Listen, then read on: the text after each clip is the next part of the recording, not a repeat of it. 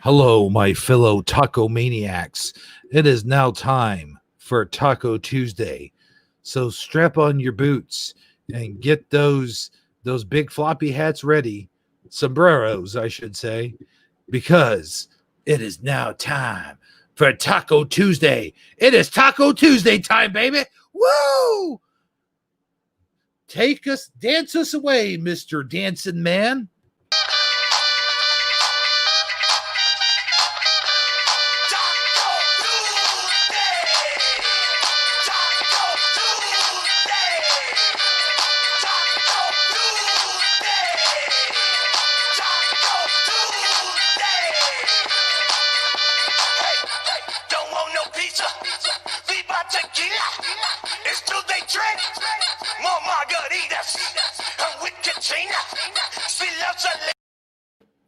Hello, everybody, and welcome to Taco Tuesday. I'm your host with the Tostitos, Hebrew77, along with my good friend and broadcast partner, Sagitarically speaking. Well, is that my cue to say hello? But why are we yelling at each other? I have no idea. Wait. What I should have said was, what do you mean? What do you mean? Why are we yelling at each other? What do you mean? What do I mean? Why are we yelling at each other? What do you mean? What do I mean? What do you mean? What do I mean? We're yelling at each other. Okay, enough of that. Welcome. Seriously, though. Go ahead. Yeah. Welcome what? Welcome to Taco Tuesday, Saggy. Well, we're welcome right back at you, Mr. Fancy Suit Guy. Yeah, why am I wearing a fancy suit, by the way? I ask myself. Well, no, are you asking yourself? Because I was going to ask you the same question.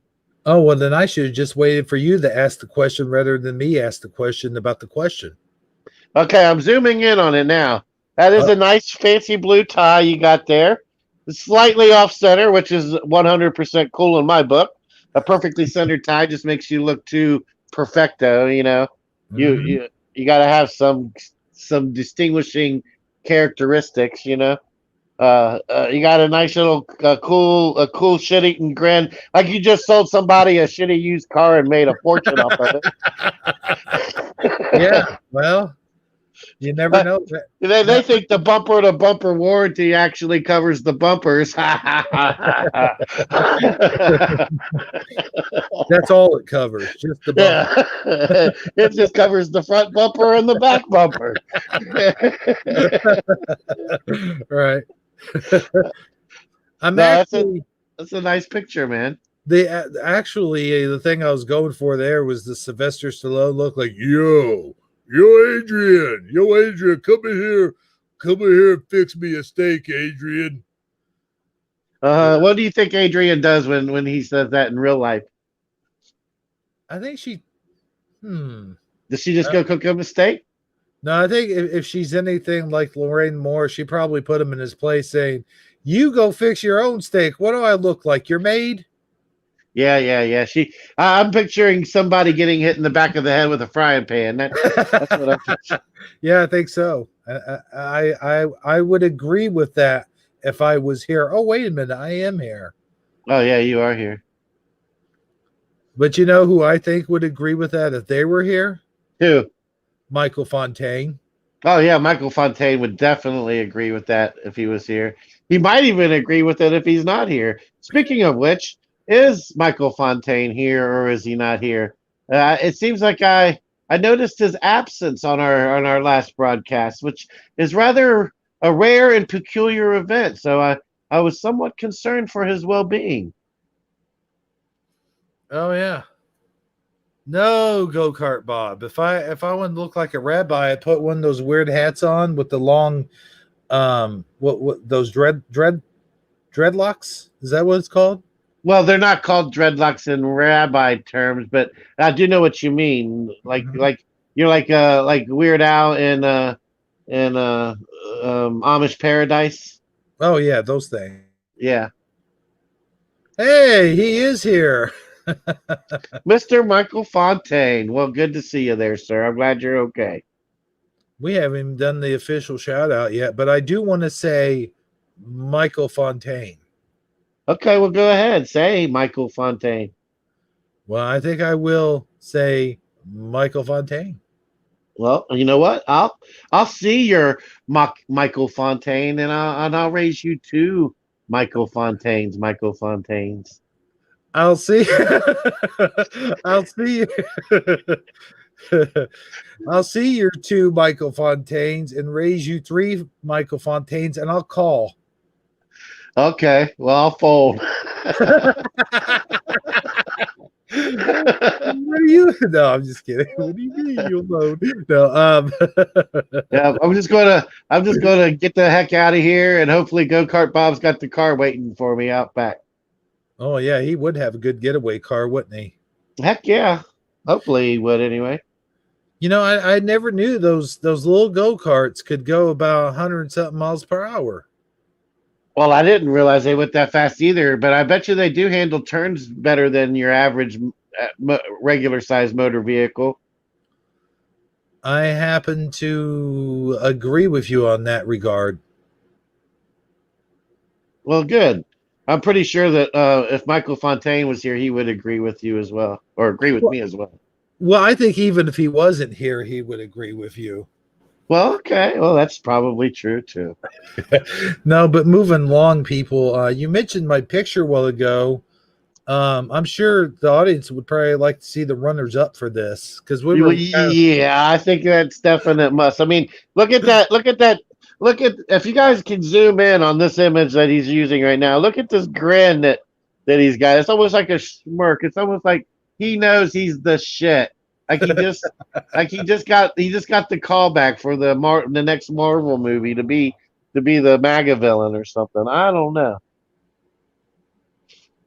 Let's see. I can zoom in on my computer. Oh yeah, I see you now. There we go. Hey yo, what are you doing there? But you did tell me that you were going to get your suit and tie on, and you were going to set it up for today. And now I feel like a schlep over here in my casual tee, my quasi semi camo, like desert or not desert, but like urban camo hat. Mm-hmm. Yeah, I just don't feel like I look the part. I feel like I'm some kind of like I don't know, like a schlacker. But anyway, let's go ahead. Yeah, these were runner ups. Okay, yeah, let's see these. Let's see these bad boys.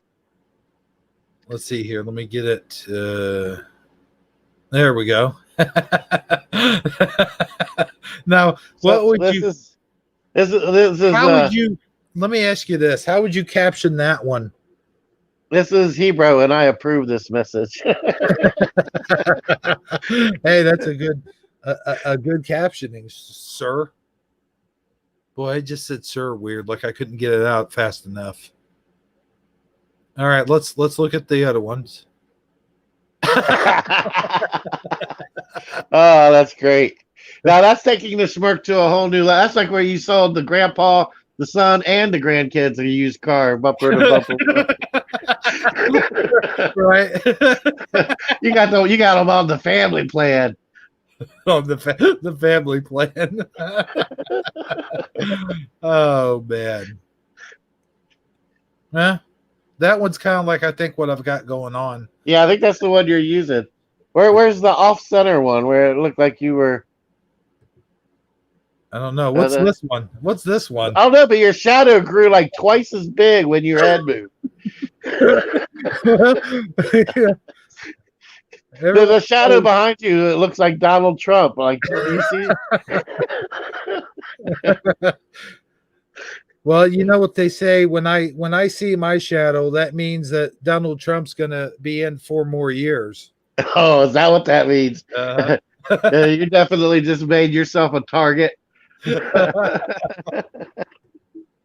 Now this one I wasn't ready for. The camera has like a 10-second timer on, and I it didn't give me enough time to get set up because apparently you have to reset your timer every time you take a picture. Okay, yeah, you definitely got caught off guard. Yeah. Either you jumped early or late, one or the other. There it is. That's the one that looks like you're holstering your gun, or you're getting ready to take off your belt and whip some kid's ass. Uh, This is going to hurt you a lot more than it's going to hurt me.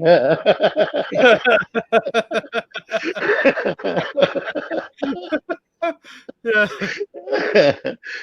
Well, thanks for being honest there, Mister Hero 77 butt whipper guy.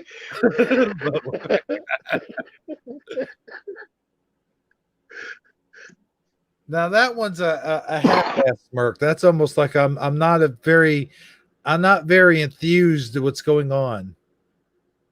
Yeah, you look like you're sitting across from Han Solo at the bar right before that famous gun battle. You see how you got your jacket so you can get to your gun, and he's already about to shoot you.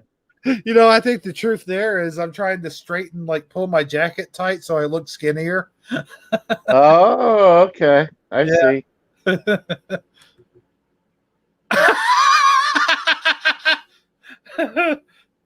That's like when you're at a party and someone takes your picture without your knowledge. Yeah, and you just barely put the joint down before the flash hit. Yeah, yeah. And also in this one, it looks like I'm adjusting my fly. Yeah, I can say that. and the way that the light is capturing the bottom of your tie there, like hitting those blues, it's almost looking like you spilled something on it or something. Huh. I don't know exactly what's going on with those colors, but that I love the tie though. It's the perfect color match with that jacket. Oh, cool, man. Thanks. Yeah, the jacket's a little it shrunk a little bit. I'm just Yeah, saying. I'm sure it did. Well, you gotta. Oh man, looky there. This is when I went down to Tijuana and I stayed out in the sun too long. Okay, I see what you're doing here. Well, apparently, you definitely should have used some, like maybe wore a hat because it looks like you got some sun blisters on your head there, buddy. Yeah, that's what those ridges are. Is big fat sun blisters. See, I had longer hair back then too. All right, yeah. So anyway, let me go. Let me go back to one picture. Uh-huh. Not that one. Let's see, which one was it? Which one was the funniest? Was that the funniest? Yeah, that was the funniest. Okay, which one? Let me go back. That one? That one right there. Yeah, you got that Alf thing going on.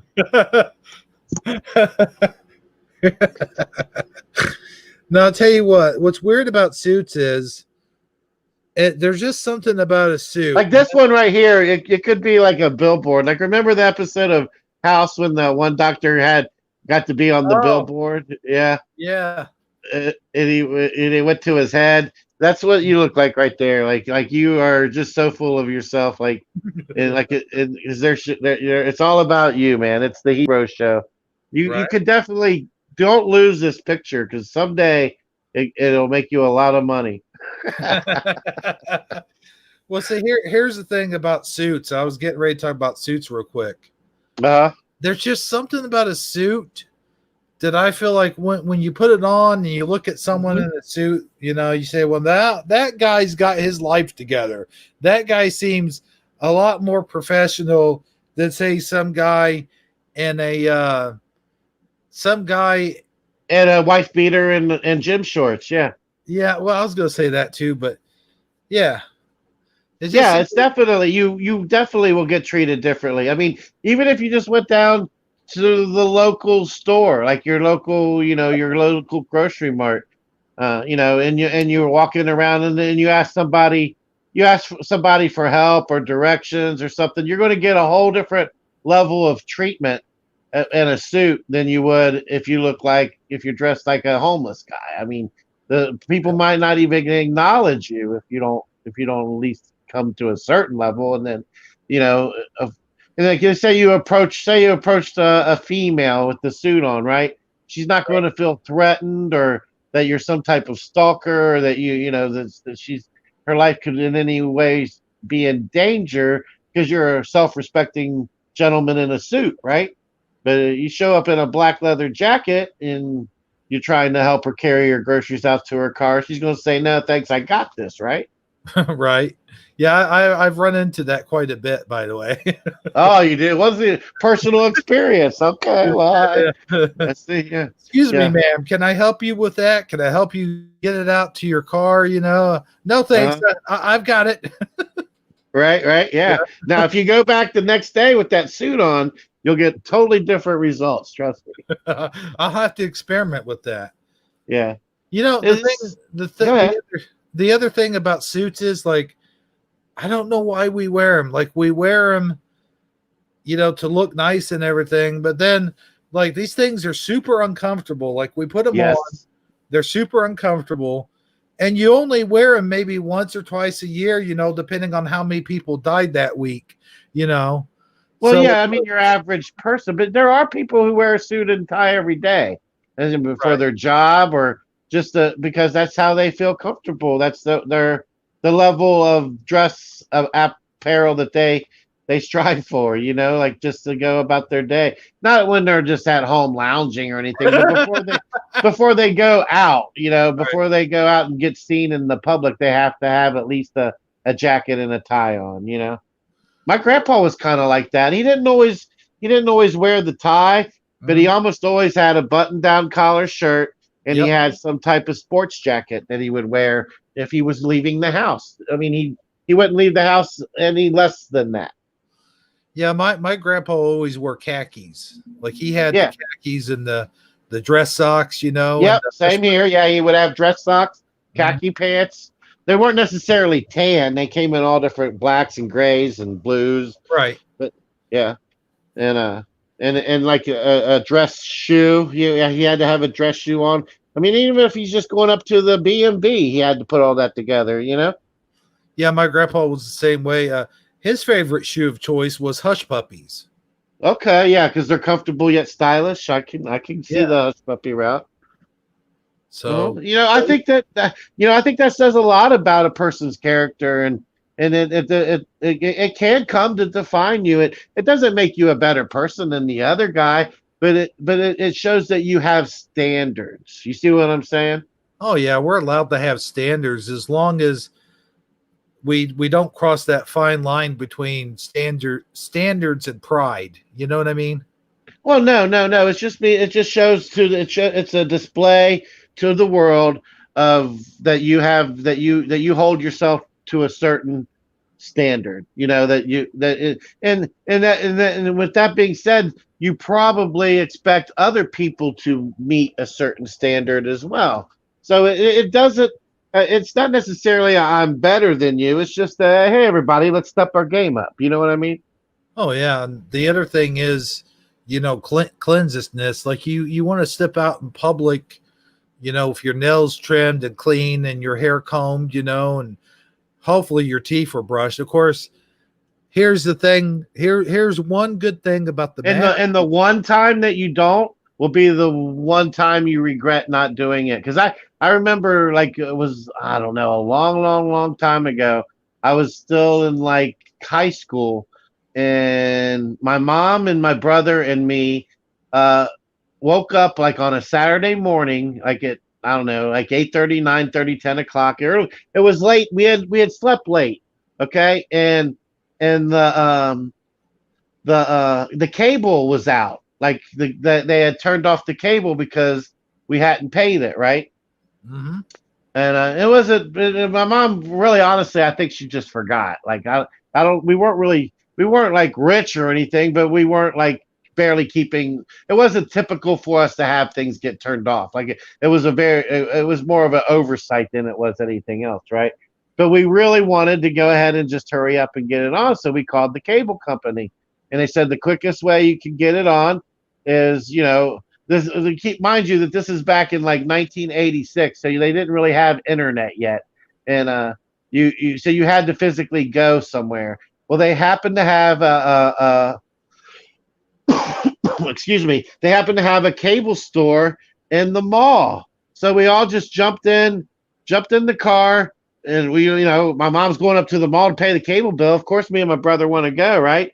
We didn't take a shower, we didn't brush our hair, we just put on, we were wearing like sweatpants and a t-shirt, and we were probably looking. We had our morning funk on us, and we're here. We are cruising up at 9:30, 10 o'clock in the morning to get to the cable store and be there right when they open. And we walking through the main part of the mall, and we're almost there. And wouldn't you know, we run into like my dad and my stepmom, and he's there with his family and everybody. My mom hasn't seen in like 10 years since they divorced.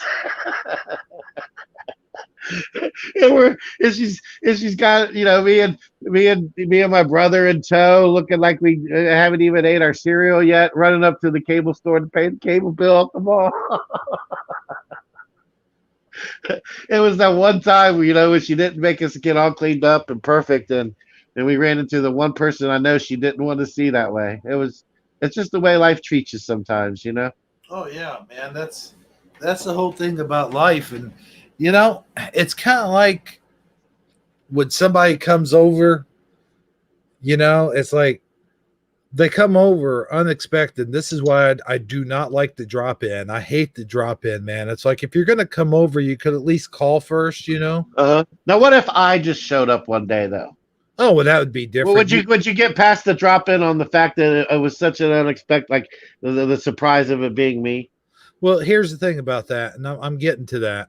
Okay, go ahead. I'm sorry, but like you got your house, and normally on an average day, like I keep my house cleaned up. Like I don't, vacuum it every day or clean the windows or anything like that. But for the most part, it's pretty straightened up. There aren't a whole lot of things laying everywhere. My dishes aren't in the sink, and it's pretty much picked up. You know what I mean?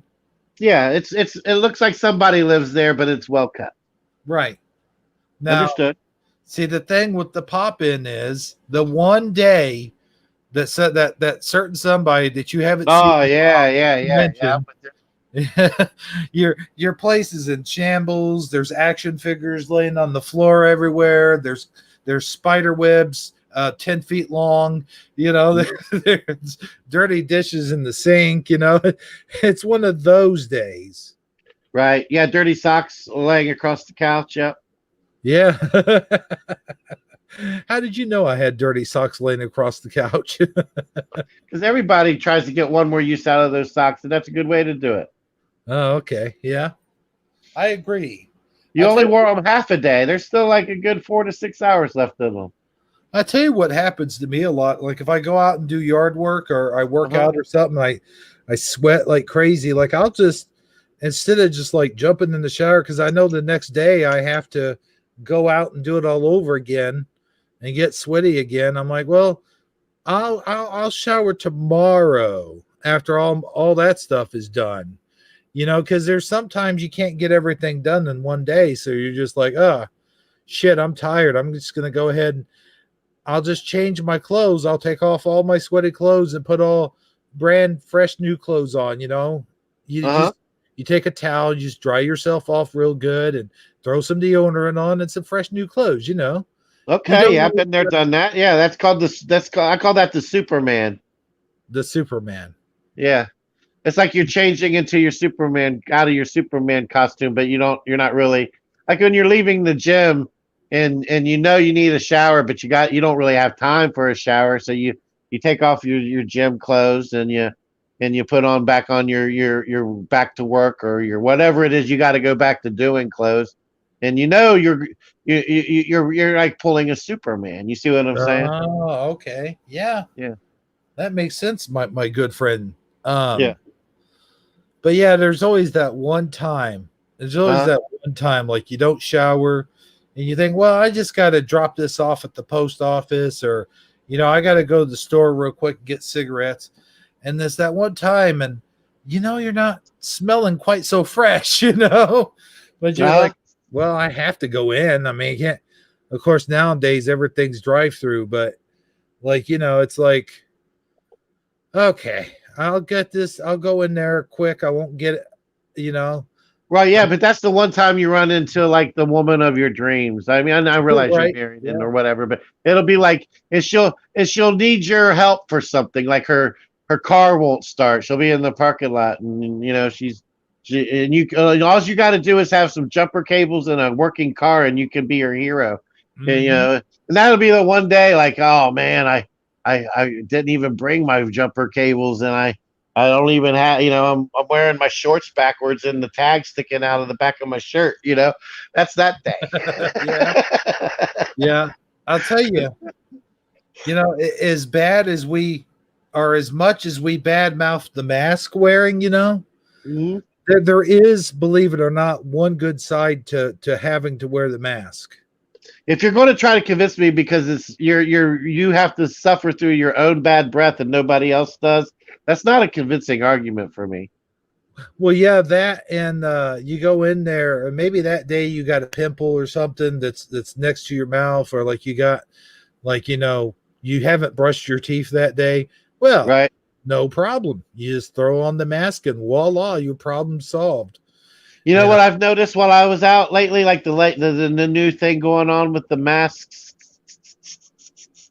yeah. Did I get the plural on that? I'm not sure. Mhm. Uh, they're starting to look dingy because I guess everybody's bright new shiny mask is kind of like it's starting to get like they're starting to get cycled in with the laundry. And where do the masks go? Do they go with the t-shirts? Do they go with the jeans? Do they go with the underwear and the socks? I don't know what load people are washing their masks in, but they're starting to look kind of starting to look kind of fringy, kind of like I don't know, like they got sucked up in the dryer lint and then just nobody delinted them. You know what I mean? Yeah, I don't know, man. If they're anything like me, I just throw everything in there all at once.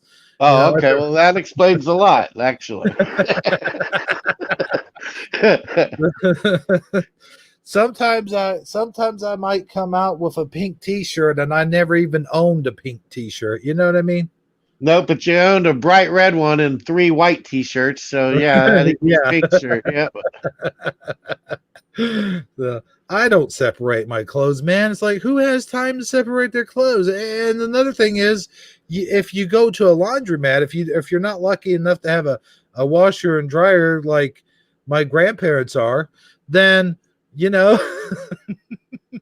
you notice I didn't say I am, like I my actually, I still do laundry mats. I actually go to the laundromat quite often, and well, I do some like I always wash my towels, my whites separate. Like the stuff that I gotta bleach because I gotta bleach my towels. There is no ifs, ands, or buts about it.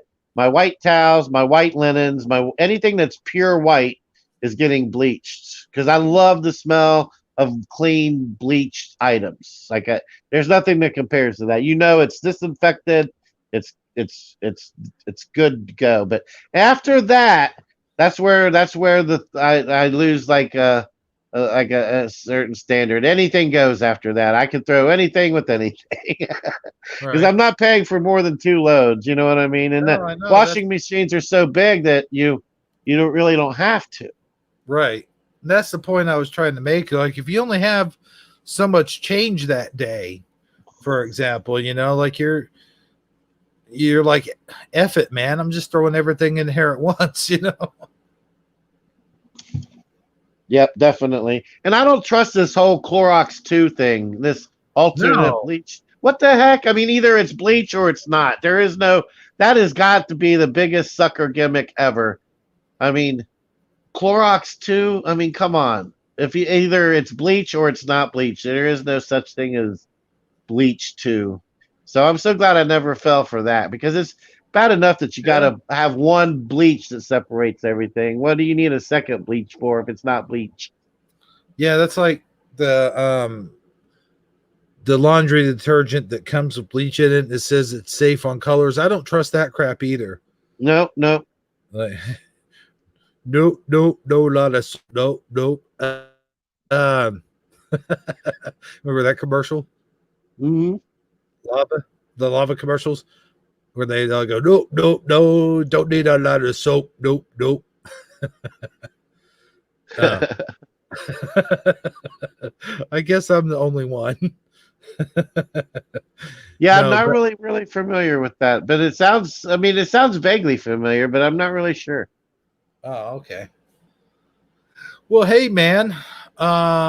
We got a lot to cover tonight. You know that? I did mention before we started that I didn't have any articles, but we did have one from the other day that I sent you about the Florida parents. Um, Oh, I think yeah. we might bring that up at some point. We don't have to right this second, but when you're ready, bring that one up and we'll look at it and talk about it because I think that would make for an interesting conversation. Well, I certainly will, man. Hey, let me ask you this. Today, as I told you, I was going over my lawn, giving it one last mow, or at least I hope it's the last mow. And we talked about Yeah, yeah. the changing of the seasons. If And nothing else, it's definitely on the list of probables. Like it might be the last mow. You might because I mean you never know. Sometimes you get that what they call it up there Indian summer, where like all of a sudden it gets warm again for another month or two. oh yeah, we get that in October and in November, like late November seems like the last couple of years. Well, where I'm at anyway, it gets like crazy hot over here, like in the middle of November. Like I remember one year it was like 80 degrees in December, even like on Christmas, like Christmas Eve, like it Hmm. was like 75 degrees, and I was like, man, that's the hottest it's ever gotten here in Southern Illinois. You hardly ever hear of a 75-degree Christmas Eve unless it's a place like where you live, like in Florida or something like that. You know what I mean? Hmm. Oh yeah, you're. I mean, I was in Cincinnati my whole life, which is pretty much on the same north southern axis as you. It's just you're a little bit further west than Cincinnati, but you're right there, kind of in the same geographical, as far as north and south is concerned. You know what I'm saying? Mhm. And so yeah, I can relate to that in the sense that you can have sporadic winters or sporadic winter and fall, even spring. Like all of those months can like you can have weird fluke days, like where like it snows on Halloween and then it's 80 degrees on Christmas Day. I mean, Mhm. it's the weather is very can be very sporadic. I guess is the word I'm looking for. Ooh, But I like that word, sporadic. That's one of them fancy words, huh? yeah, well, Michael Fontaine did not give me that word. I'm just letting you know. I Oh, actually knew that one. So okay. You actually knew that one. yeah, yeah, yeah, yeah. But yeah, it's one of those things, and I definitely can relate to what you're saying there as far as like the unpredictable weather, and you may or may not so you cut the grass. Started by hopefully it's going to be the last one of the year, Mhm. and Well, I mowed the lawn, and then I picked, like, I put down my garlic. You're supposed to put down garlic between September 22nd and October 25th. do you ever run out of like lines for it? Like garlic, you suck. Garlic, you're the worst. Garlic, you're the worst thing to ever. Like how do you like Oh you? yeah. I mean, you pick the best ones to plant first, and then as you get to the bottom of your bowl, you're just like, I'll just put these in the ground and see what the hell pops up. Oh, you planting garlic. Yeah. I thought you said put it down, like insult it. Oh. But that reminds me of that Ghostbusters 2 joke where um he's holding the baby, and she goes, it's getting kind of late. You want to put him down? He goes, may I? He goes, yeah, if you want to. And he, instead of like, putting the baby down to bed, Uh huh. to go to bed, he goes, you're short, your belly button sticks out too far, and you're a horrible burden on your poor mother. That's what I was asking you. Yeah, Like, how do you yeah. run out of insults? Like, you suck. You're the worst garlic ever. Like, yeah, you're great at defending off vampires, but you still stink. I don't. How do you run out of things to say? I mean, but then you Uh, explained to me that you're just planting it, so never mind. I'm sorry.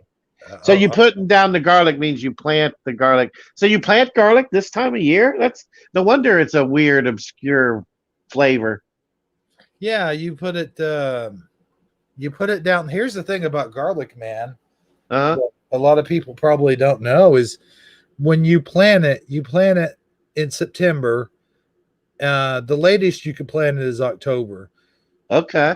Garlic needs 9 months to grow. Huh. In other words, if I plant it in September, it'll come up like in June or July. I see. So, well, maybe not quite 9 months, but you get what I'm saying. It probably doesn't even break the soil though, and even when you plant it now until like say February or March, right?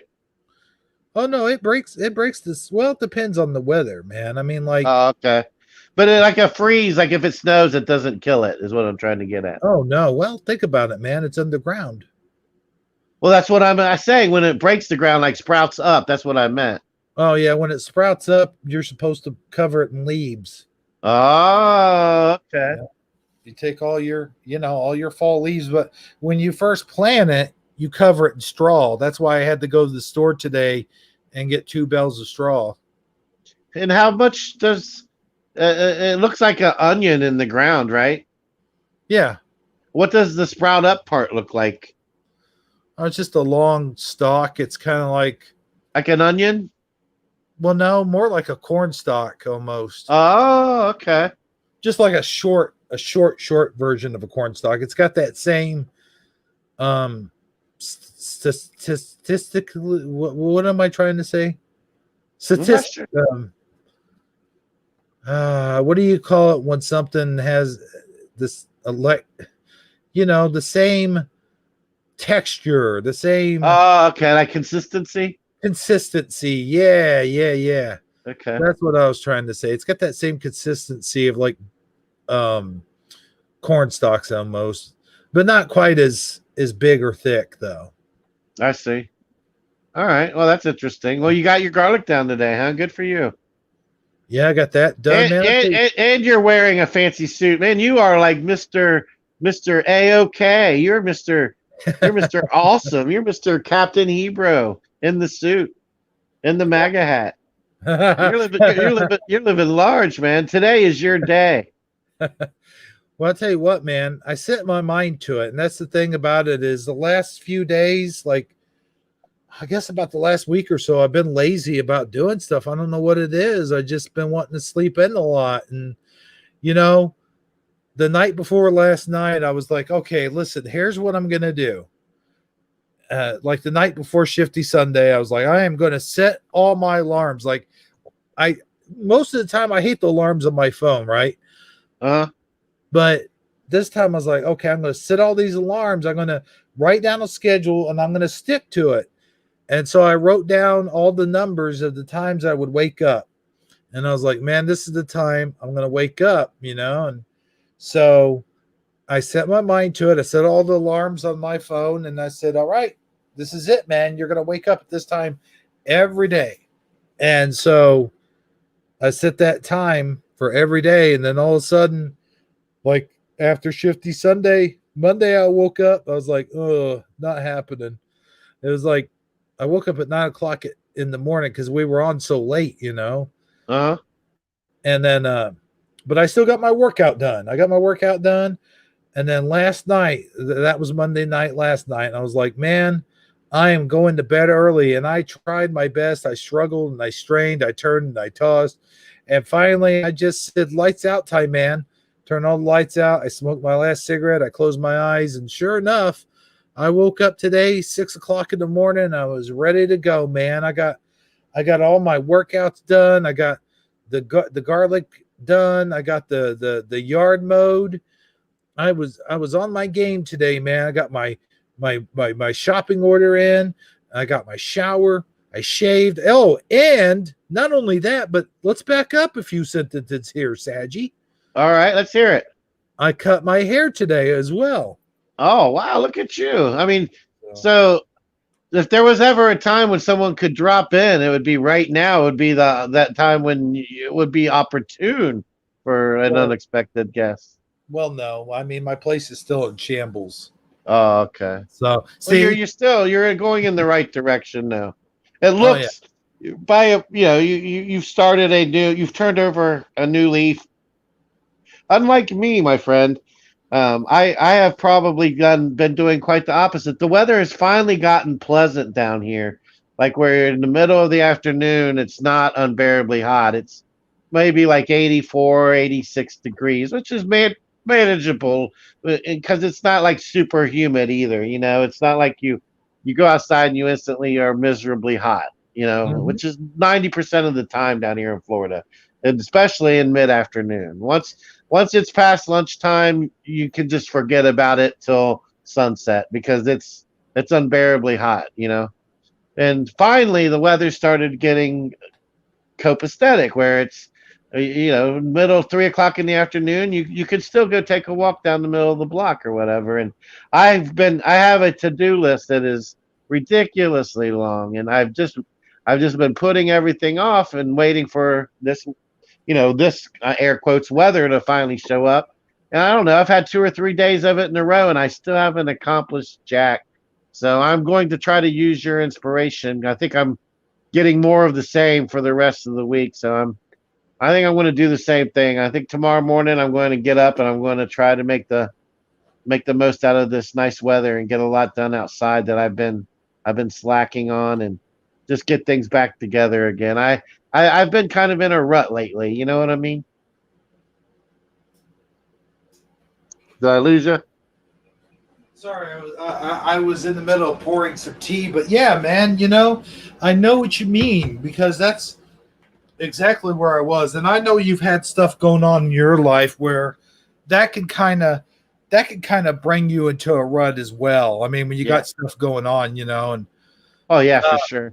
yeah. So I mean, it's not like your slump was unwarranted. Like you had a good reason for it. You know what I mean? Yeah, but and you can always find an excuse though. Like that's the thing though. You can always the procrastinist can always come up with a reason to keep procrastinating. Yeah, yeah, that's true.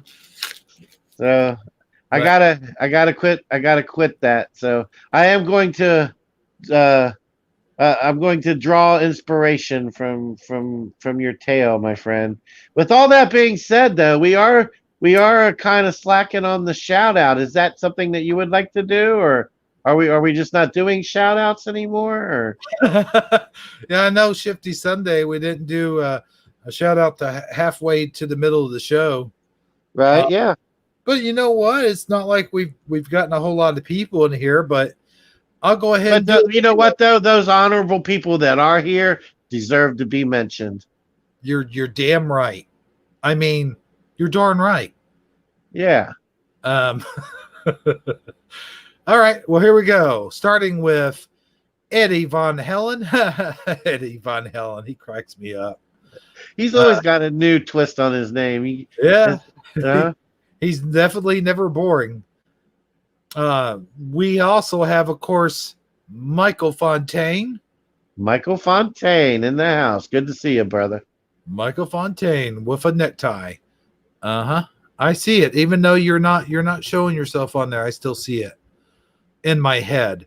Lotar 900. Good to see you, Mr. Lotar.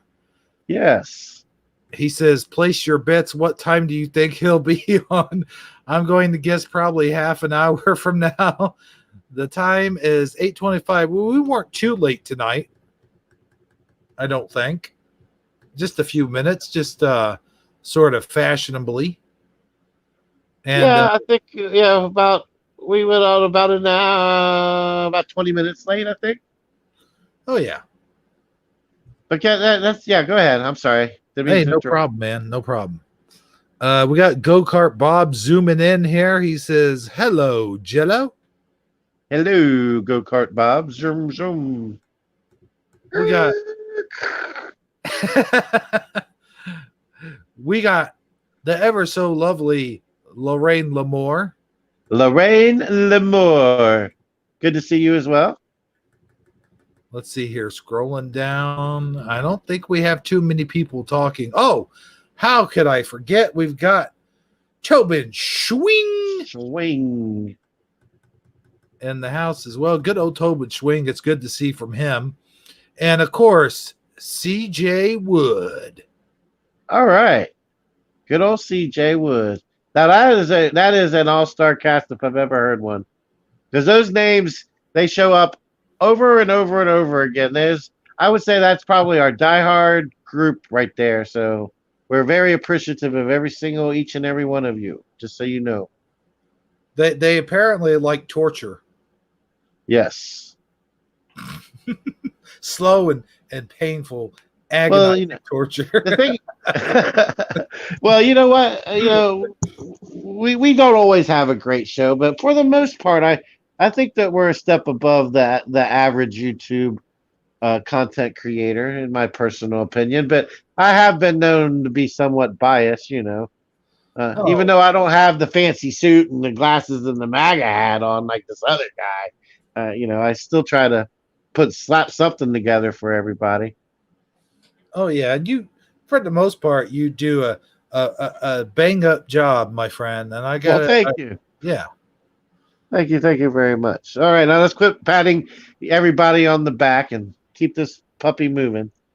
Well, I got to tell you, I had something I wanted to bring up.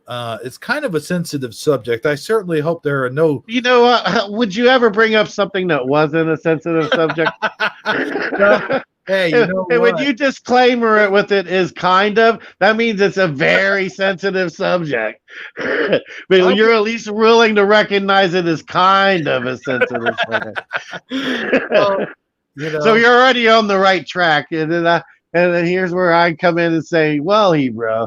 But let's hear this. Let's hear this slightly sensitive subject, sir. well, at least I don't pull any punches, really. No, you don't. I say what's on my mind when we talk about stuff. We talk about it. Like you said, we don't always have a good show, but when we do have a good show, it's a good show. Oh yeah, for sure. And when we have a bad show, it's a really bad show. No, I'm just kidding. Tonight's show is yet to be determined. Right. Yeah. It still has potential to go either direction. But let's see what. With that being said, do you digress? No, not yet, but I will hear shortly. Okay.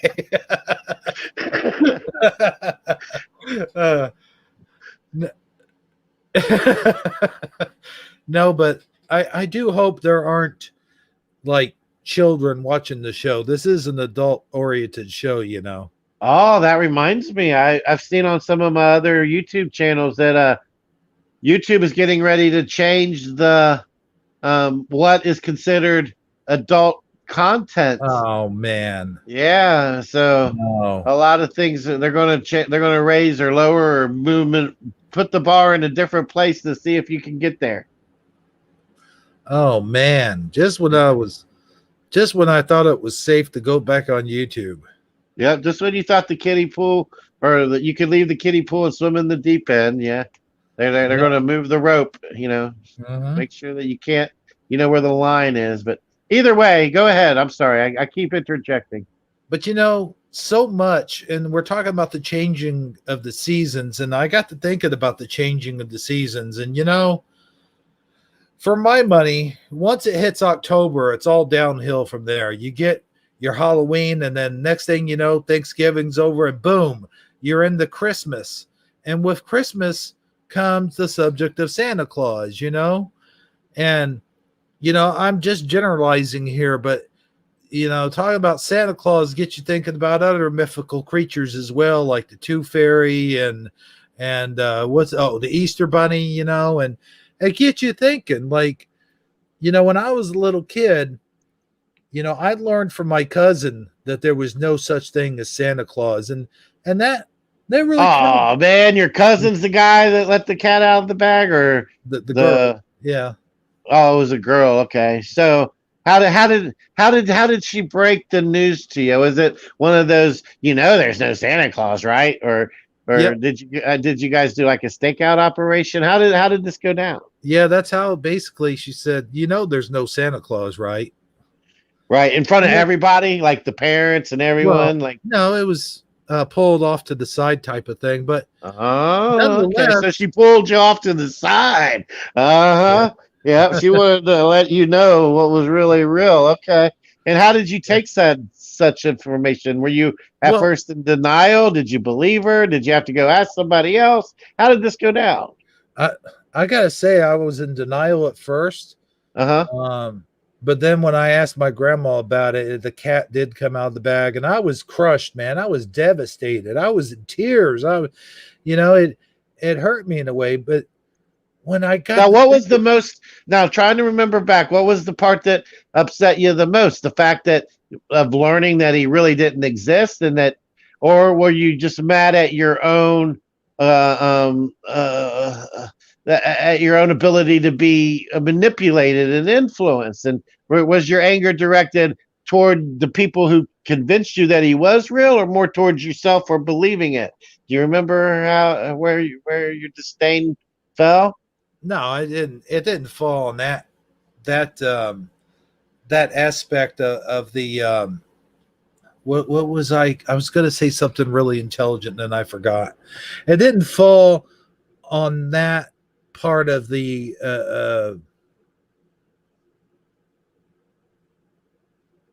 Well, well, who did you hold responsible for such this major, deception?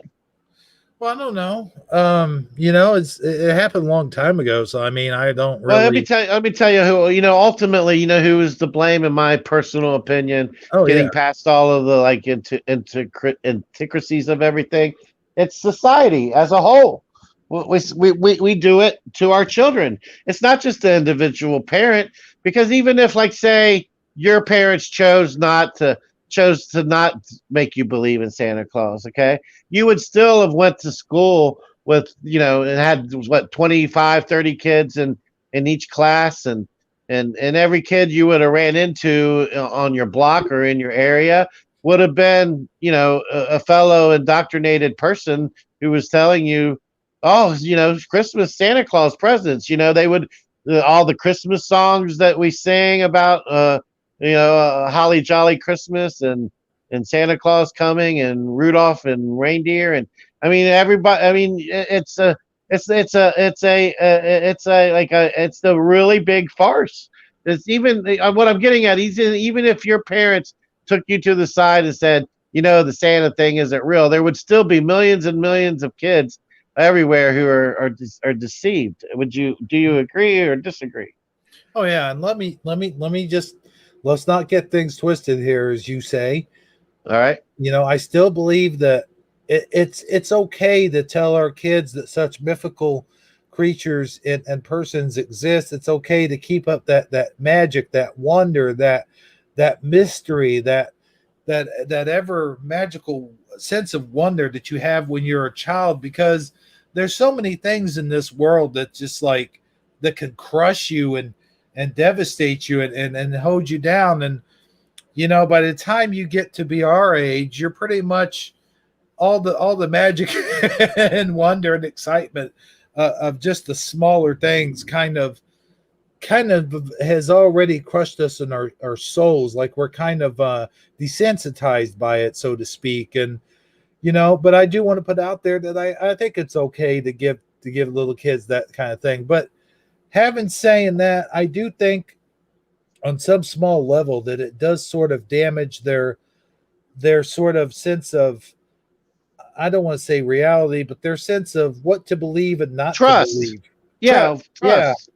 There is Yeah, a certain level of trust that is violated. You're right. Yeah. yeah, because once you realize that they've lied to you about that, what else isn't true? Just like, I mean, I think I might have mentioned this to you once before, right before we went live, before we were talking about it. It was like a conspiracy theorist in the making, because, like, if the Santa Claus isn't real, and the Tooth Fairy isn't real, and the Easter Bunny isn't real, how do I know what is real? And then you could go so far as to say, like, there's so many other stories that you believe as a child, that your parents tell you, that you got to wonder, like, Mm-hmm. I don't know, it really, the level of deception that parents willingly partake in as a ritualistic, fun, imaginative, holiday ritual for children. I think on one hand, it has an innocence about it. It has, like you said, an imaginative wonder that makes it worthwhile, but it also leaves it leads you to realizing as you grow older that you can not only that you can be deceived, but that the world is full of deception. Mhm. And here's the part that I brought up. Let's say, you talk about the Tooth Fairy and Santa Claus and the Easter Bunny and the Great Pumpkin and leprechauns even. Like we were taught that those were real at one time. Oh And yeah, unicorns. yeah, well, Huh? unicorns kind of in a way sort of kind of are real, but not Oh in the really? way that we're not. Well, I mean, not because they are in the Bible. I mean, but not here's the other good point I want to bring up is where is the fine line? Like once they are told there is no Santa Claus, there's no Easter Bunny, there's no Tooth Fairy, how are we teaching our children? Like how are they to separate? Like when we start teaching them about Jesus and God and the Holy Spirit, Mm-hmm. now they're going, well, wait a minute. You told us that Santa Claus, even though invisible, the Easter Bunny, and though invisible, uh, Mm-hmm. the Tooth Fairy, even though invisible, is all something that we have to just trust is real. It's something we have to have faith in. Mm-hmm. So now you're telling them, they ask you the question, how do you know Jesus, God, and the Holy Spirit is real? And you go, well, it's something you have to have faith in. So now there's that added confusion. Like, wait a minute. You told us that Santa Claus, the Easter Bunny, Tooth Fairy real. Now I'm confused. Now we're supposed to believe that Jesus, God, and the Holy Spirit are real. It kind of draws on that line. I'm not saying that Well, no, I they're mean the you're same right. thing. You're right. And here's where it gets even more colluded or messier is they're all kind of wrapped up in the same holidays. Mm-hmm. Like the Easter and Christmas is all about Jesus and his birthday and his resurrection. And Santa Claus and the Easter Bunny are thrown in there as if they're part of the mix. Right. And So and then you find out later that the Easter Bunny doesn't ever come hopping down no freaking cotton trail, and there is no Santa Satan's claws, or I'm sorry, Santa Claus. Uh, so I don't know. that's It's a kind of good a hard point. thing to right. It's kind of a hard thing to explain to your child, like after all that, like, well, you have to believe you, and then of course, you got the Bible, so there is that sort of thing you could point to and say, well, this is the Bible, this is real, this is the teachings of Jesus, this is it. This is written in word, and they're saying, well, Santa Claus stories are written in word too, and like, no, no, no, no, no, no, that's not the same thing, and you try to explain to them the difference, and it kind of is confusing, I honestly, now that you got me sitting here thinking about it, I think it's by design. I think that that's the whole. I think that might be like part of the great the whole purpose of it, like why it's colluded, it's colluded on it's all like convolatedly put that way on purpose in order to get people to question that way people as you're growing older your mind becomes little less susceptible, little bit less manipulative, but as a young child, when you still like are young enough to believe in Santa Claus and the Easter Bunny, and you're trying just to make heads or tails sense of out of everything, and it's all getting thrown at you at once, and you just believe everything that your trusting parents tell you, right? And right, then as you get a little bit older now, you have to you realize, okay, parents were messing with me, but the whole God thing, now that's real, okay? And you start going to church and this and that and the other, and it already puts in a false. The fact that you were already falsehooded creates that doubt that I think is purposely meant to test our faith. Like I think that's part of the reason why it exists in the first place the way that it does is because you're going to eventually realize that Santa Claus is a fake. Now, do you believe Jesus is real? Because now you gotta do you? I mean, because a lot of people don't. That's the whole point. It's like they never get past that initial deception. And a lot of atheists out there, I'm sure, will probably tell you that that's one reason why they don't buy into the whole Jesus thing, is because they realize that all the other stuff is made up too. You know what I mean? This is where our level of discernment comes in at too. When we're older, is like, this is when we first get exposed to the fact that not everything you hear or see is real. This is when we first get exposed to, well, maybe the news that they're telling us on TV, maybe none of that's real. Maybe all that's made up bullshit too. That's sort of like where we get exposed to this mistrust, where we mistrust. It starts when you're a little kid with mistrusting your parents a little bit, and it's not a big deal. That's just water in the bridge. It's just sort of a traditional values type of deal where, every kid in America is told this same lie. But then it gets a little further and even deeper when it becomes political lies, like when we were told that George Washington actually cut down a cherry tree when in fact he never did. And that was one of the myths that I actually believed. I believe that was a real thing. Why wouldn't you believe it? You had Right. no reason to disbelieve it. It was in your history book, and then you had to learn it for a test, right? Right.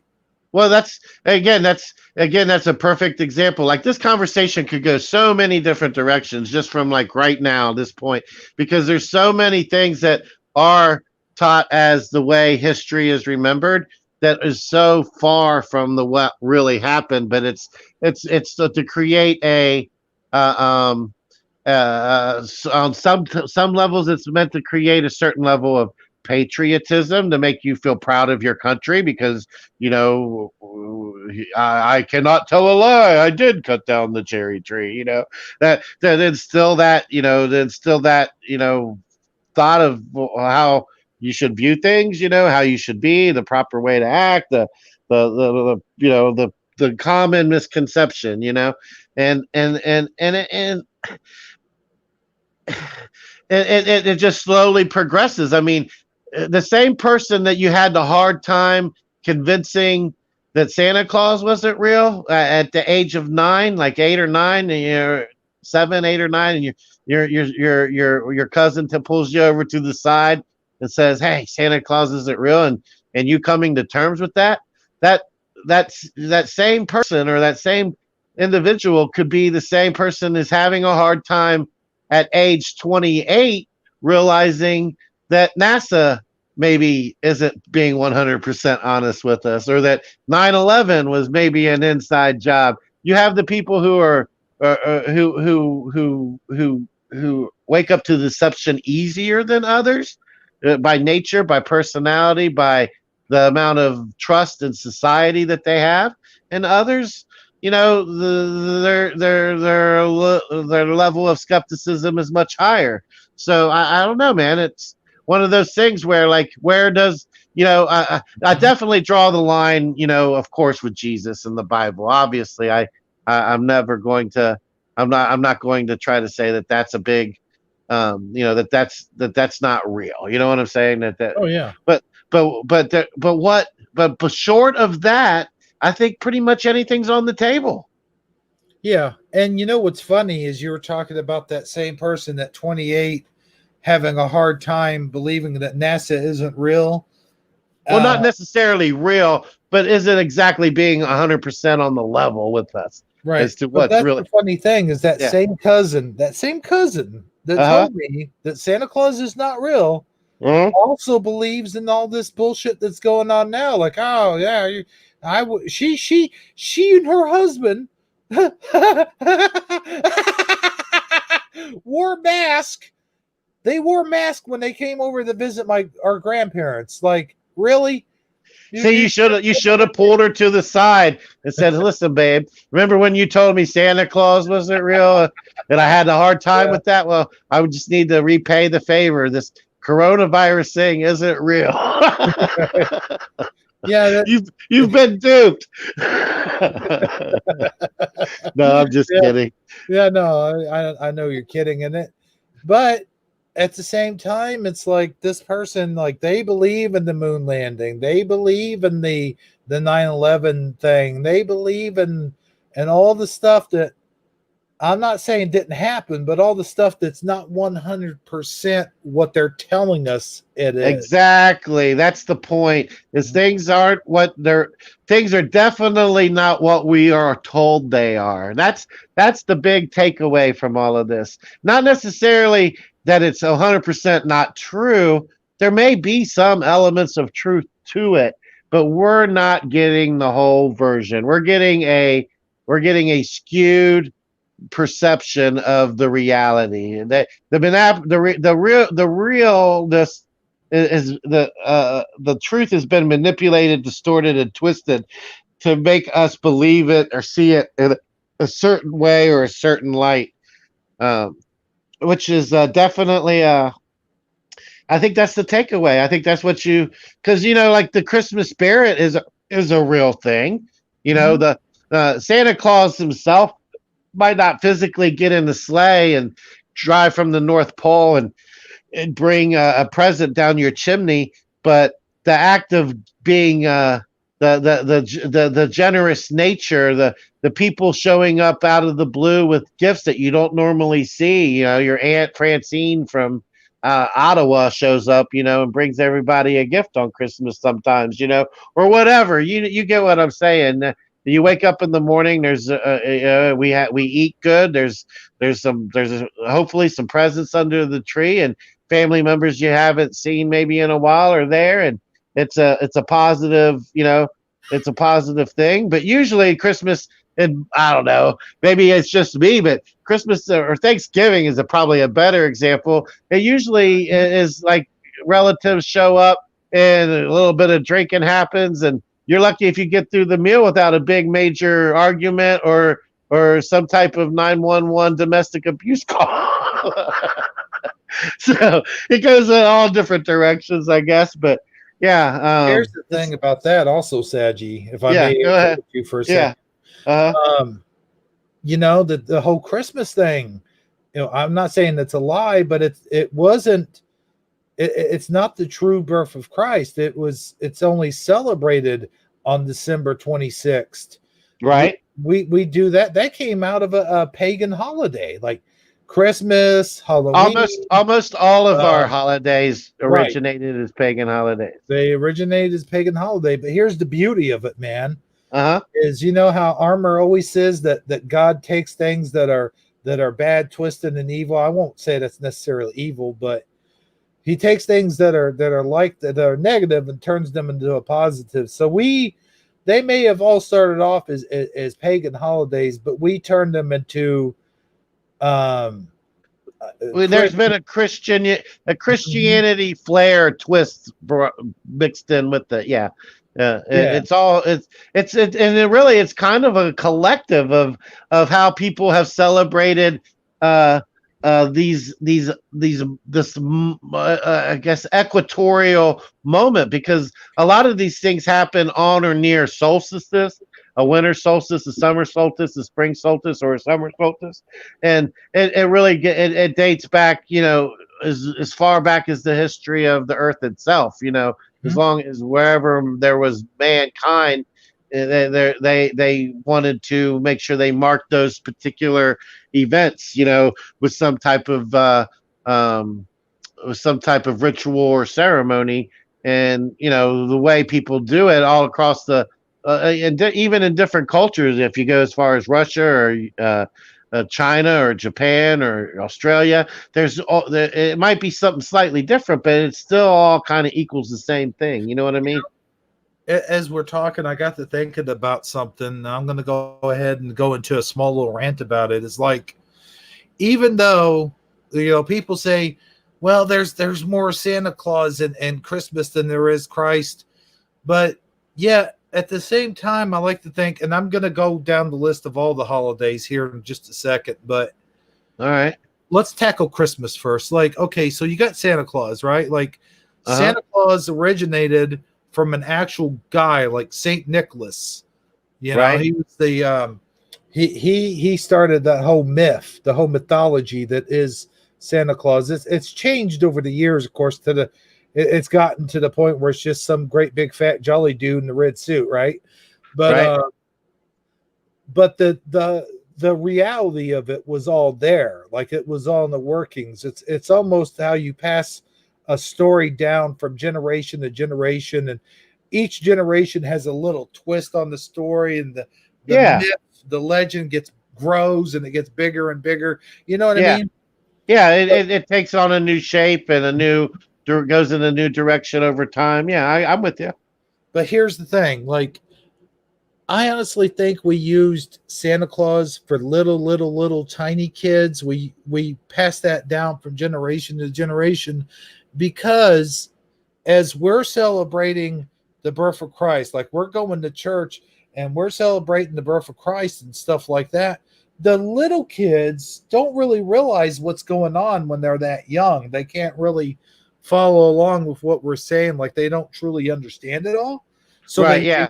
they tend to It's get a lot bored. harder to wrap a child's brain around the whole Right. uh how Jesus was born in the manger and lived his life, and and did all the things he did, and then was crucified and resurrected. Yeah, you're gonna have a hard time making a kid understand all that at Right. age 4. Yeah, I'm with you. So my point is maybe that was all brought about to get kids, something to give them something to do, like give them like yeah, we To all give give them a way to play along, to participate. right. Yes. Okay. You're with me so far. All right. All right, so we did that, and then it became sort of it got out of control. It got to the point where now the parents are pressured to go to the stores to buy the gifts because now it's so commercial, and Well, now yeah. Santa Claus is actually a commercial in itself. Like he's Well, it the literally is. If you turn on your TV yep. and now, ever since the invention of TV and radio, and advertising, Chris, there's going to be special commercials geared toward what you should do, how as a member of society you should be doing Christmas, how you should decorate your house, down to the kind of tree, the lights, the everything. You're held to, I have to use this word again, as a standard. You're held to if you're it really, it does become a way of keeping up with the Joneses. If the 3 houses down the street and across the street and up the street have lights on, you better put some lights out too, buddy.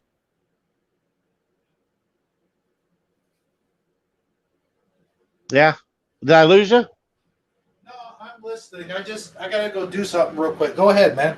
Okay. Well, no, I mean, I agree with you though, that it's like, in the sense that it's like the commercial aspect of it kind of like just kind of snowball effects on itself to the point where it becomes ridiculous, I think, is the point that you're trying to make. I don't even know if you can hear me, but I do agree with you on that sense. It seems like, and then also as far as like Christmas is concerned, the other thing I was going to say is that there is like there is religious parts of the tradition as well. I mean, um, if you want to go so far as like saying the stockings on the fireplace, and the fact that you usually go to church, even though you wouldn't normally go to church. So that it's almost, but it's like slowly but surely over time,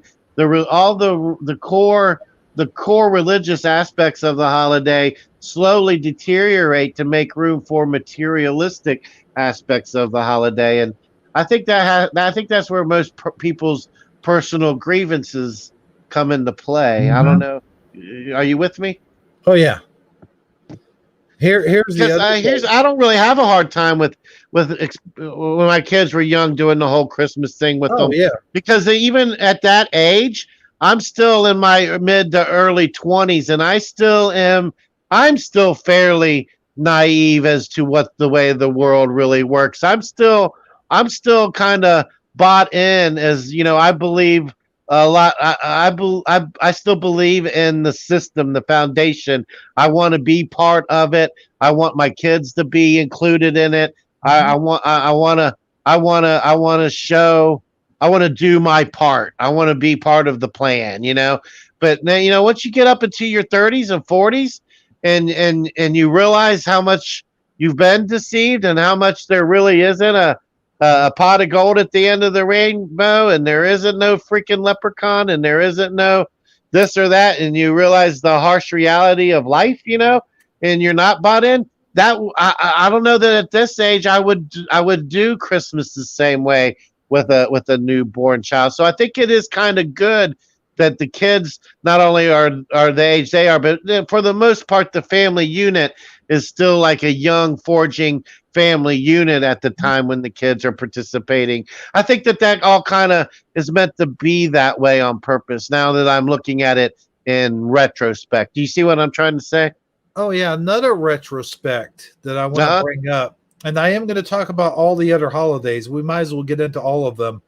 All Uh, right. Well, do I need to get out my like, calendar? I mean, hold on a second. no. It's just Okay. Easter and Halloween is next after Easter, and then So we're going to skip President's Day oh yeah, and no, I'm just talking okay. about mostly the religious days. Oh, okay. I'm with you. All right. All right. So we're So, we're we're, we're putting a button on Christmas, huh? well, we're not just yet, Okay. my friend, not All right. just Go yet. ahead.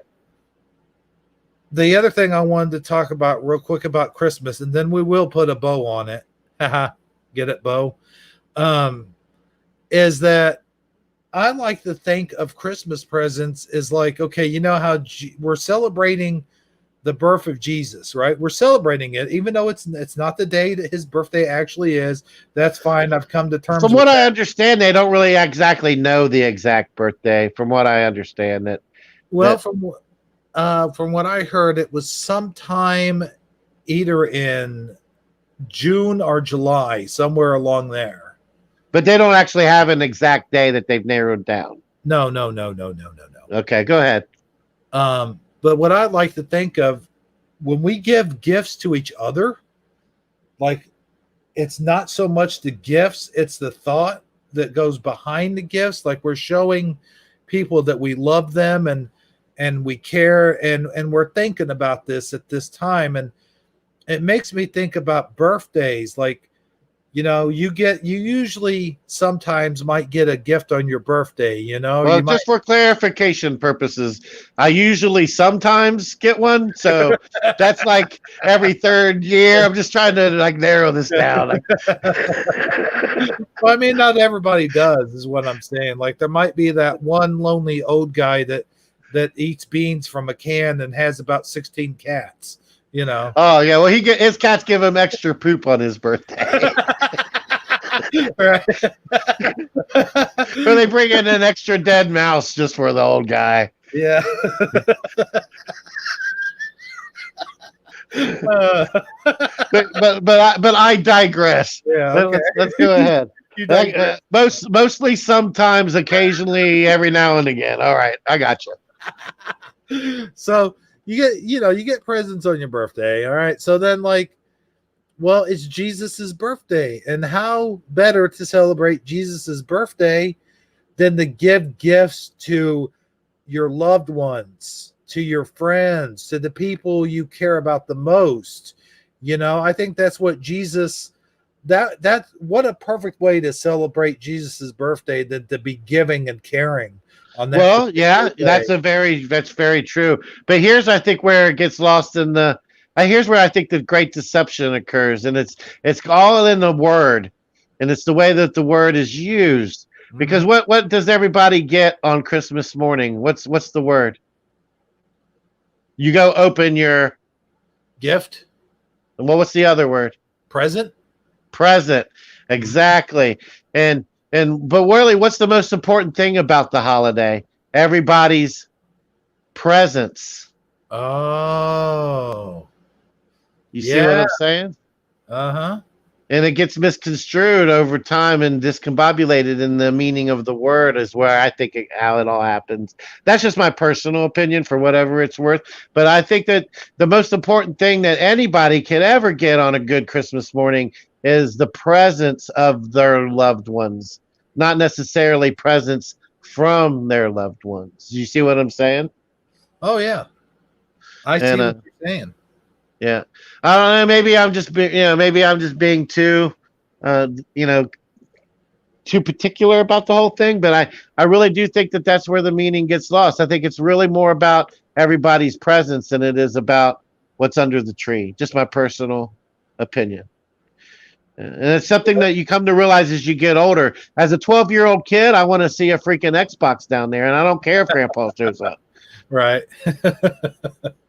Socks and underwear go in the corner, just Yeah. saying. But as a 40-year-old man, I'm so much happier to get to see my grandchildren than I am any material thing you could possibly give me. Do you see what I'm saying? And just for the record, Uh, I appreciate getting socks and underwear now more than I did when I was a little boy. Just exactly. Yeah. It's weird how your whole perspective changes, isn't it? oh yeah, for sure. Hmm. And All now right, so go ahead. I'm listening. are we putting a bow on Christmas right now? Well, I was going to take this ribbon and use these scissors to kind of flare it up a little bit. Okay, cool. All right, go ahead. I want to talk about Easter, and I want to talk about, everybody poo-poos on the Easter bunny, and they're just like, oh, what the heck has that got to do with the resurrection of Christ? And it's like, well, no, it doesn't have anything to do with the resurrection of Christ. But however, However, if you look at it from a different sort of perspective, like let's put a twist on this a little bit, shall we? all right, let's hear it.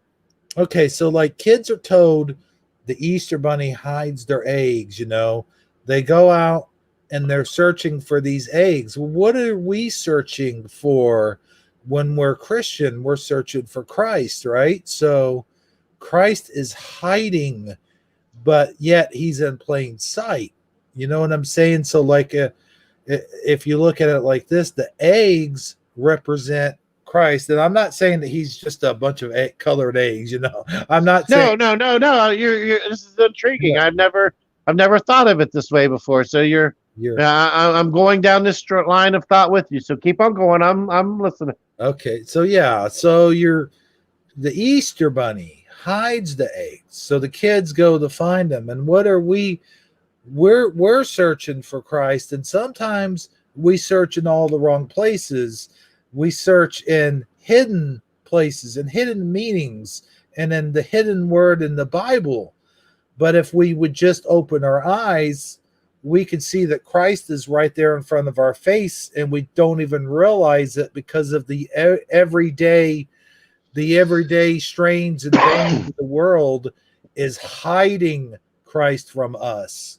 It's not until we truly go searching that we find Christ. You see what I'm saying? It's kind of like that Easter egg that's hiding in the grass. Well, in my analogy, the grass is like all of the distractions we have in the world, like the Xboxes and the internet and the telly, as they say in England, the television and the phones, and stuff like that. We're distracted by these everyday distractions, and it's hard for us to find Christ. But the Easter egg itself is Christ, and usually, if it's colorful enough, you could spot it in grass, or at least you think that you could. You know what I mean? So that's Yeah. I'm here. I'm sorry. I was trying to unmute, couldn't do it fast enough. I'm with you. The Easter egg being Christ, the Easter egg hunt being the search for Christ. I can almost like I can see myself in going out the glass door to the backyard now with the Mission Impossible theme song playing. Don't. And I gotta find these Easter eggs, man. And I'm telling you, it's a very interesting analogy. It would probably make for a great like college thesis from like some type of Bible school for sure. And I think you might be onto something as far as like metaphorically speaking. Like, metaphorically. Yeah. Now I know you meant it that way, not literally like the egg itself is just Christ. No, but in the fact that it's bright and colorful and out there, usually in plain sight, and there are so many distractions, and it is our ever it is our ongoing search. It's one of those, and then you find one, you put it in your basket. But here's the thing: you gotta go find it again or find another one. Mhm. And I think in the sense that I can relate that to your analogy is you might find, even though you might find him at a certain point or aspect or a certain point in your life, that doesn't mean that the search is over. Sometimes you gotta keep finding him. You gotta keep searching for him. You don't ju- it don't just It's not just a one time deal. I think but here's the take the analogy even further. With practice, it becomes easier to spot these eggs. Mhm. Before you know it, you're a real egg hunter, or you're a really good follower of Christ. So I could definitely see how the analogy plays out, my friend. It's a very interesting one. Thank you for sharing that.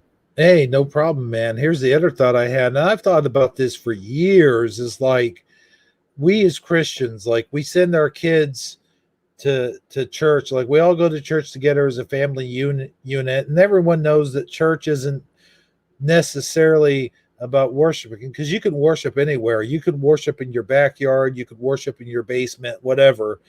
The church is more of a gathering the community, so to speak, where you can worship as a community. Now, here's the thing I was thinking about, like, what if we made up this Easter bunny and all of the, gave kids presents, quotation marks, disguised as chocolates and candy and all this other good stuff. What if we did all this Easter egg, like we hid all these Easter eggs for the kids to find in order to keep them busy and occupied, whilst at the same time we adults were worshiping.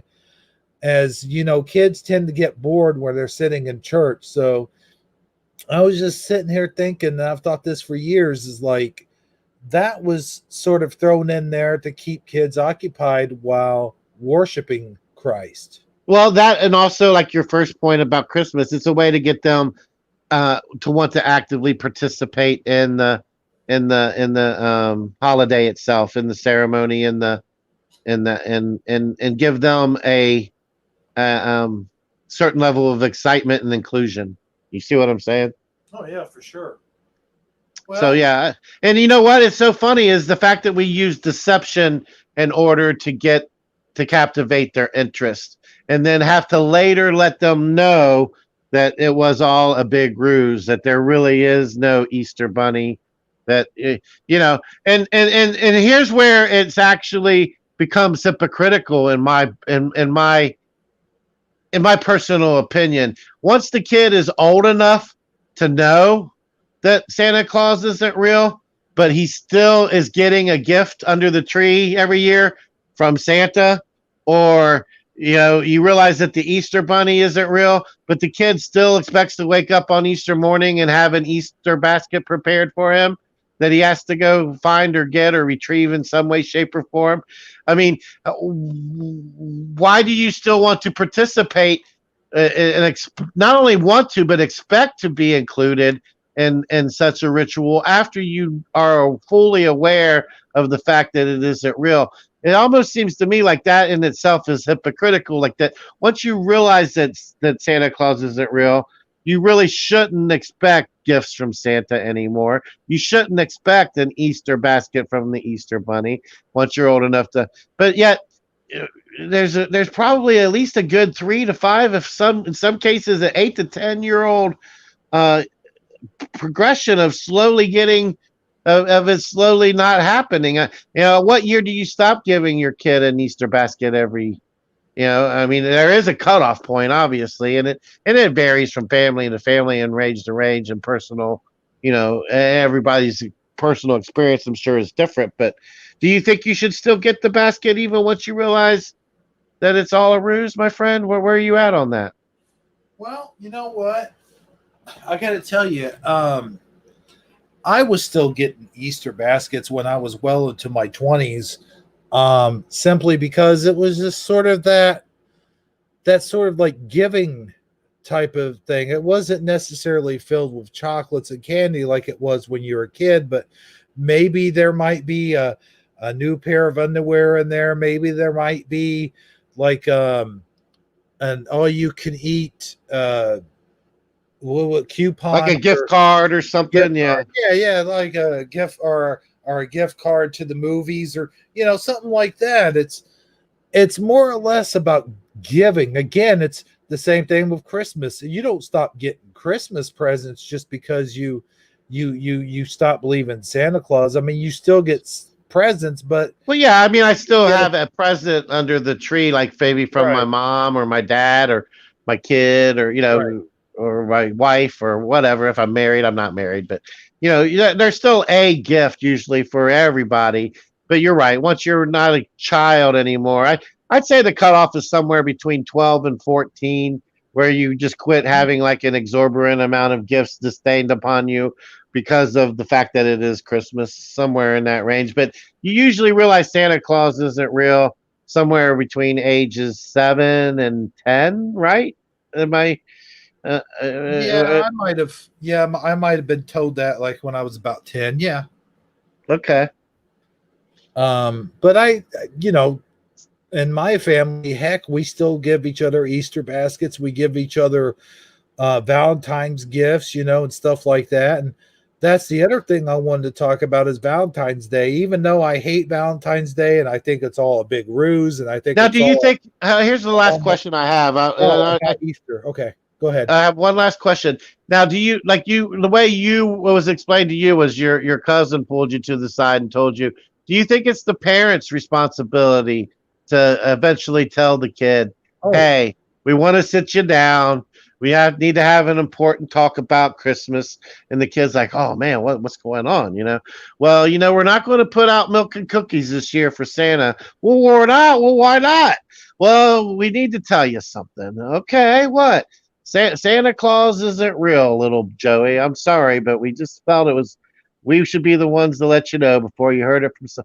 And then, of course, Joey's going to say, I knew Bobby was right, because, some other kid has already tried to put it in his head, even though the parents think that. But do you think it's ultimately the parents' responsibility to sit down and have this conversation? Because did you ever get to that point where you approached your dad or your mom and you said, "Hey, I'm hearing the Santa Claus thing isn't true, man. I need you guys to give me the skinny on this." I mean, do you think it's the parents' responsibility ultimately to make sure the kid knows, or is it just a taboo subject that never gets talked about? yeah, yeah.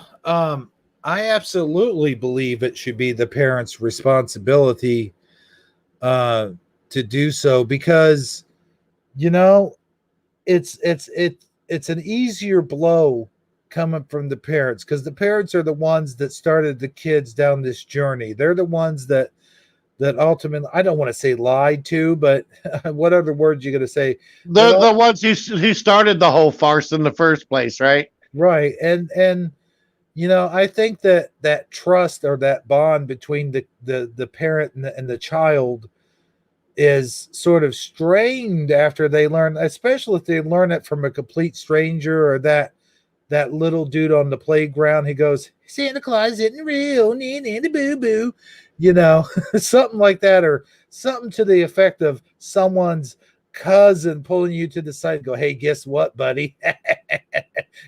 Santa Claus ain't real, you asshole. You stupid goof. You thought he was real? Man, were you taken for a fool? There's a sucker born every minute, and you were him, my friend.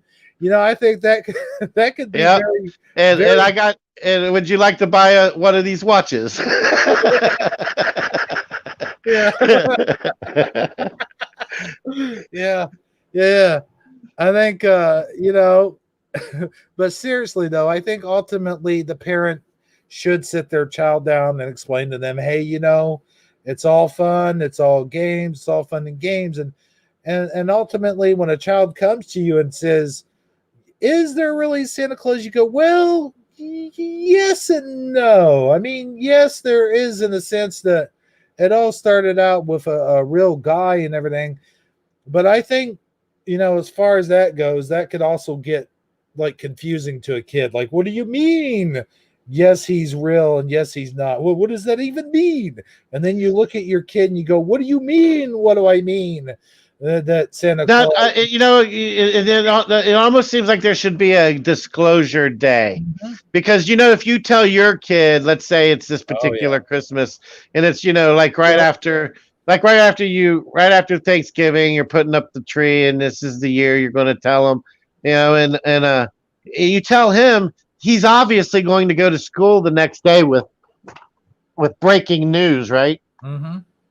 He's going to go to the school the next day with Well, dying to tell somebody, and then he's going to start the rumor mill at school, and then all these other kids are going to go home with questions. So it really seems like it would make more sense for us to have a day of disclosure for, like, I don't know, children when they turn a certain age.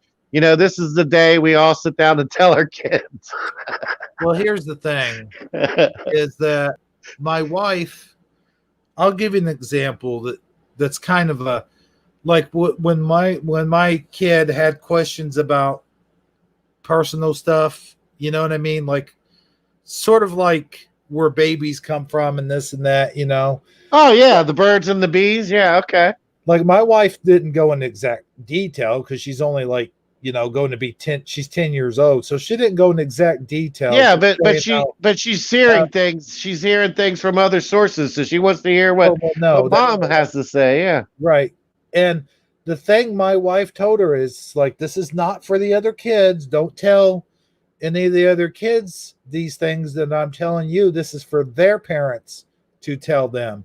So I think, even though that's a little bit more of a serious topic, but I think like that's the way it should go about the whole Santa Claus thing is like you tell your kid, but then tell your kid just, don't tell the other kids. Just this is for their parents to tell them. Just kind of think of it as like you have, like you're special, like you have this little secret, to keep to yourself that the inside scoop. You know what's going down. Like you got the Illuminati inside edition of inside edition. You know the secret handshake. Yeah. Yeah. Yeah, but you know what though? Whenever you tell any kid this is inside information, that's all the more reason for them. This is just for Right. you to know. Don't go tell everybody that no kid can keep a secret. That makes them want to tell it even more. So they're probably on Instagram like in 30 minutes. Guess what, everybody? All of my followers out there, my mom just set me down. The breaking news: Santa Claus isn't fucking real. Yeah. I don't know if they would quite say it like that, but yeah, you got a good point there, Saji. Kids are not exactly uh, the model for secret keepers. That's just like when my daughter is asked something at school, is like, well, my dad does this and this and that, and it's like not exactly something that you want her to share with the whole school, you know. You know what? Speaking of that and sharing with the whole school, this would probably be a good time to segue into that aforementioned article I brought up earlier. Oh yeah, yeah, yeah, yeah, yeah, yeah, yeah, yeah.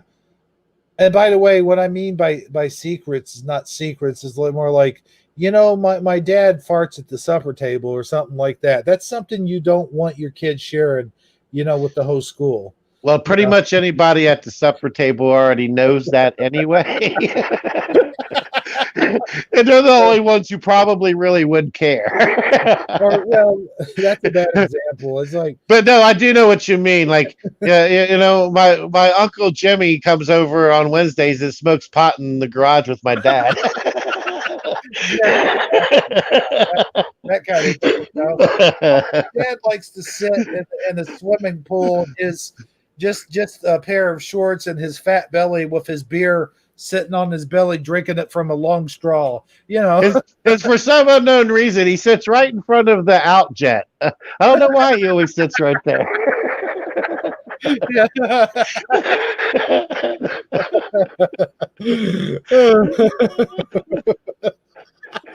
Come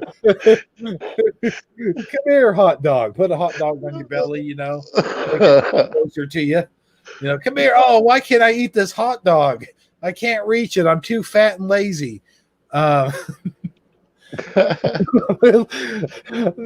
not 100% sure where you're going with this, but I'm not 100% sure that I want to know. No, I'm just saying, like No, I mean both literally and figuratively speaking. I'm just saying the literal dumb shit that we do when we're on our off day, just out and about relaxing, maybe like Right. watching a ball game or whatever, Uh-huh. like picking belly button lint out, or something like that, Gotcha. Look at the size of this one. It's like you can knit a sweater with this son of a gun, that kind of thing. But anyway, Gotcha. I'm going to mute up for just a second. I'll be right back. uh-oh. I'm still listening. I can't talk for 1 minute. All right. That's probably because he's about to fart at the supper table. Just saying. Well, no, actually, what I'm about to do is go roll up a couple cigarettes. Oh, okay. I see how he wanted to set the record straight there. Oh, well, good night, Lotar 900. Thanks for being on here. Kind of closing it down early, don't you think? I mean, it is only 10:39. I know it's 10:39 where you are too, because I'm 10:39 here too. But nonetheless, thanks for stopping by and watching the show. We hope you enjoyed it. And we do hope that you come back later and rewatch the parts that you missed. Let's see here. We do have one heck of a conversation going on. And CJ Wood also said going off chat, but she still is watching, so that's good. Lorraine Lamore says it's more fun to be Santa than to wait for Santa. I'll admit that there is a certain amount of, like, when you're a little kid, you like waiting for Santa, and then when you become a grown adult and you have kids of your own, it is fun to play Santa. I will say that. That's a good thing to say. So all right, let's see here. Let me go back. There's some chat that we may have missed. K Smalls? Oh, really? K Smalls. Oh, that's cool. That's cool. Okay, so let me read this this thing that CJ Wood said. She says that Rachel and Carla and Kay Smalls, I assume she's meaning Carla Red Pill, are heading over to Tennessee tomorrow to celebrate Thanksgiving with Photo Helix, as they don't think he will be there in November. Okay, yeah, that's awesome. I'm glad they're going to go. They're going to go meet Photo Helix and have Thanksgiving with him. That's cool. I'm glad to hear that.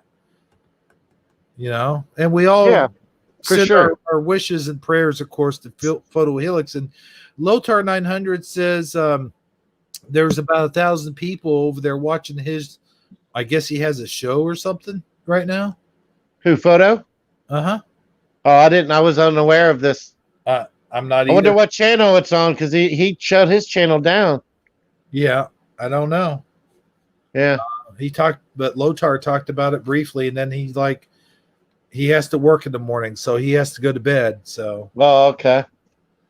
But yeah, as I mentioned before, and I'll say it one more time, and then we'll segue into your thing, as we were talking about the kids in the classroom and stuff like that, virtual classroom, and but good old Photo Helix. I started out with Photo Helix back in the day. I didn't start out with him, but he's the one that got me started down this road of Mandela effects and reality check and alternate realities. He's the one. I watched a couple of his videos, and then from his videos I got suggestion for Dan's videos, and then I got suggestions for Moneybags videos, and that's what started me down this path, my friend. And here I am today. It's all because look at you now. Yep, now you're wearing a MAGA hat and a fancy suit doing broadcasting, That's right, man. We got two broadcasts. Who would have ever thought we would have two broadcasts? Who would have ever thought? Who would have ever thunk it? Yeah. You know what? I didn't really. I came in late in the scene. I mean, I realize now it's like what I've been in the scene now for about 3.5, 4 years. But Photo Helix was kind of already came and went. I mean, he still was doing. I still was able to catch a few of his hot seats he was doing there about not last summer, but the summer before, I think. Yeah. I got to, and then of course he called in our Shifty Sunday, and I talked to him that night. You know, that's the night I really met him, kind of introduced myself to him for the That's first when I time. was And in the hospital. yes, that Yep. show. And um, but so yeah, I don't really know him like most of the rest of the community does. I barely know him at all, but from what I can tell, he's a genuinely nice guy, and I know he is going through some serious health issues, and that it really is sad, no matter who it is. But whenever it's somebody that you actually know, and that has had some type of influence on you one way or the other, I can see how you would have some personal stake in that. So Mhm. my feelings, my condolences to him and his family and the Mandela community as well, because that is a loss for everyone. Oh yeah, for sure. And like I said, he was a major influence in me. Just think, Saj, if it wasn't for good old Photo Helix, you and I would have never met because I would have never been in the community. Well, yeah, true.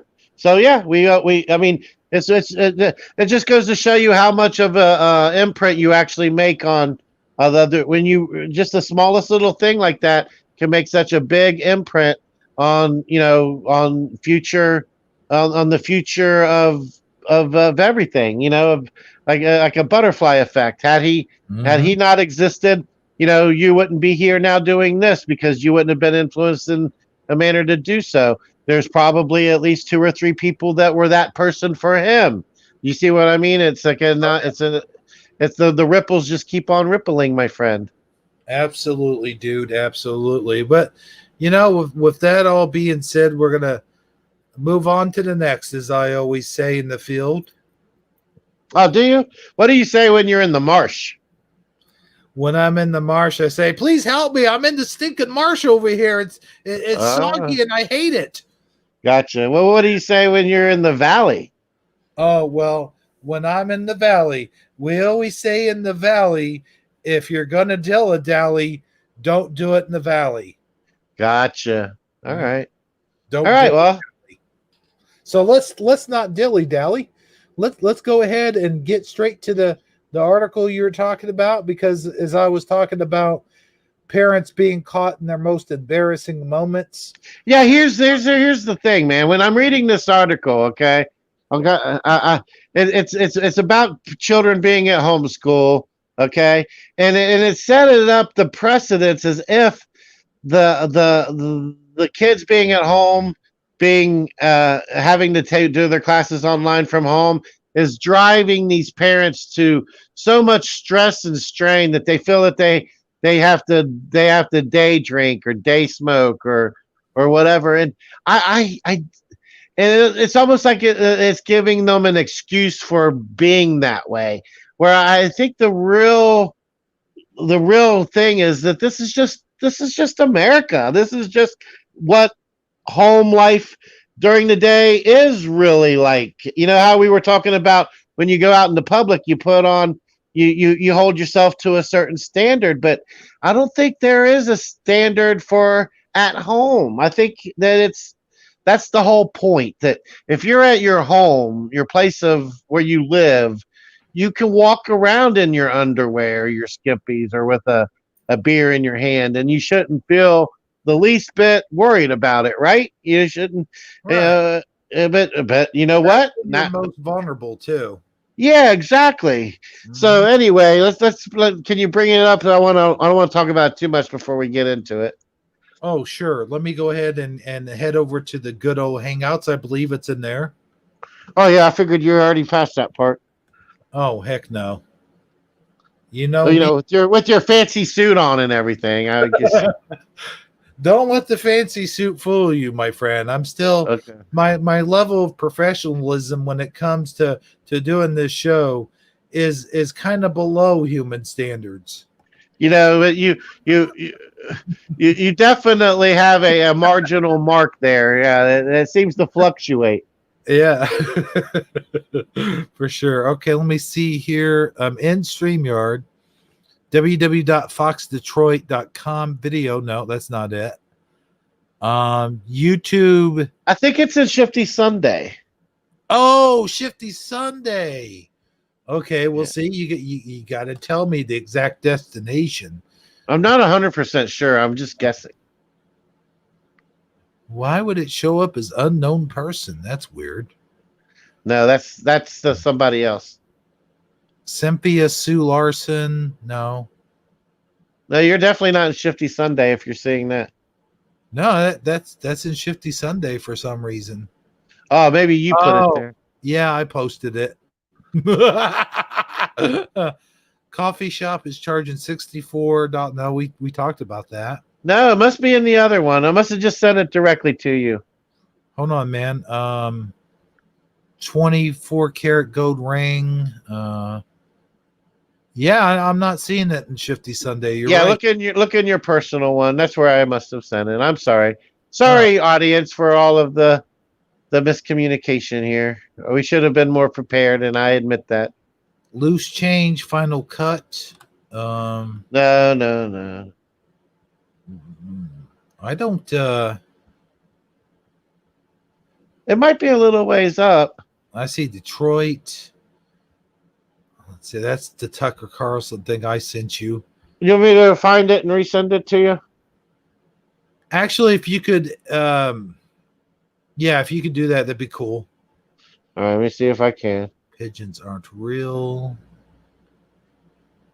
Good old what's his name? If you're at pigeons aren't real, you've definitely went too far. Yeah, let's see. Fires in Alaska. No, that's not it. I sent you my WrestleMania 4, which I'm pretty sure you never watched. Loose change final cut. That's the last thing that you sent me. All right. You sure you didn't send it in Hebrew Crew? Pretty sure, but not 100%. Oh. Well, I see Fizzy pops up there in Hebrew Crew. Looks like her avatar is. Like, what the heck, man? Get in here and watch the show, man. No, I'm just kidding. Oh my God, there's a pig. Okay. Wait, that's not a pig. What is that? It's a cow of some kind. Yeah, can you just, if you could just send that, that'd be lovely. See, you're even not sure where it is. I found it. Okay, cool. Cool. Sharing it now. It wasn't easy to find, though. I'll admit that. Let's see here. Hangouts. I do agree with Sometimes, that, Jennifer Richardson. Let me address this question real quick. yeah, go ahead. Jennifer Richardson says the homeschool stress is real, but we are the adults and we set the example. That may be true, but also you got to realize, like, when you're in your own home and you're doing your own thing, you're just kind of hanging out at the house. Like, I'm not there when my kid was doing the whole homeschool thing, not homeschool, but like the computer school thing. I mean, you are at your most vulnerable. You are sitting around, like in your boxers and your wife beater drinking a beer. And, to me, the way they kind of spun this thing, it was like that these parents do this all the time. Like, they're always just, they're smoking weed, they're drinking beer, whatever. But I don't think that that's necessarily the case. And I don't think that, sure, you have to set an example towards your kid, but if the kid's in the classroom on their computer, they should be focused on the kids and not what the parents are doing in the background. If the parents are, if I was a parent and my kid had to be computer schooled, I would probably just go in the other room until the class was over or whatever. But then again, you never know. I mean, I might, might want to participate if you're able to participate. And the other thing is, I know certain parents like to monitor their kids when they're in the classroom.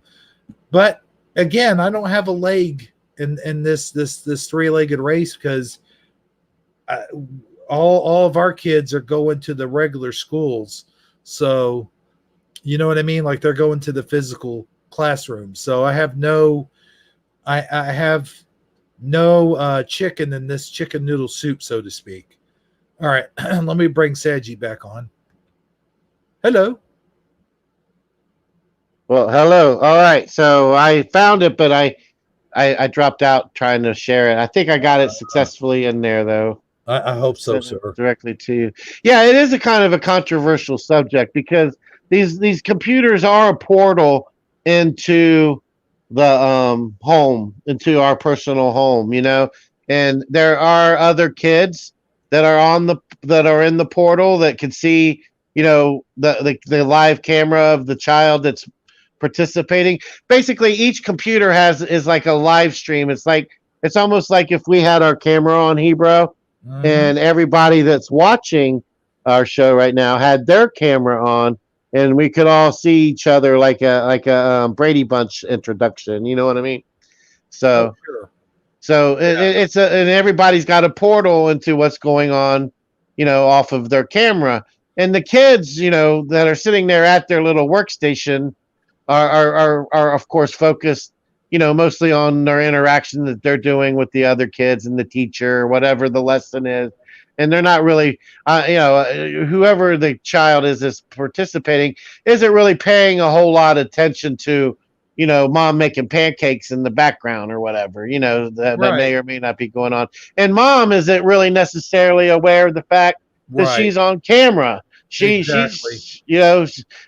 She doesn't realize that the kid has a live feed going of the going ons behind him necessarily, which she should be aware of if Right. it's Yeah. actually Most happening. parents are, Yeah, are oblivious. Yeah. yeah. But let's get into the article here because it But it before we get into the definitely. article, Oh yeah, go ahead. I'm sorry. real quick, I just wanted to add that also, like I said while you were backstage, I'm sure you heard me, was that like we're not doing the computer thing. The kids are physically going to school, but I think if we were, and my wife is the one that deals with the kids' schooling and stuff, she would just go off to the side and sit to where the camera isn't showing her. Like she would probably sit on the side in case the Well, yeah, kids had some questions or that would be something the like that. best solution. Yeah, Yeah, limit their range of vision. That could get caught on camera. Yeah, set them up in a desk in a workstation where the only thing behind them is a wall, not an entire living right. room. Yeah, Just like we do but sometimes. everybody has their own.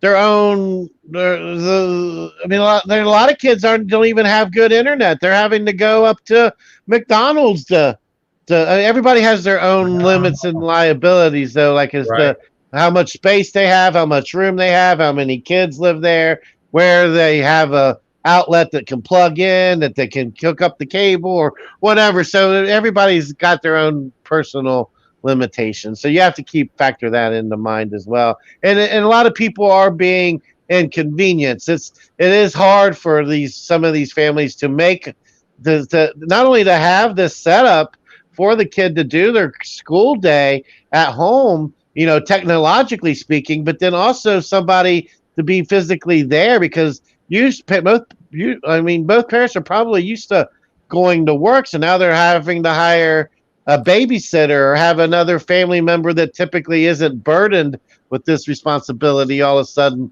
being burdened with this responsibility. You see what I'm saying? So Oh, sure. it's a makeshift operation all the way around for a lot of people.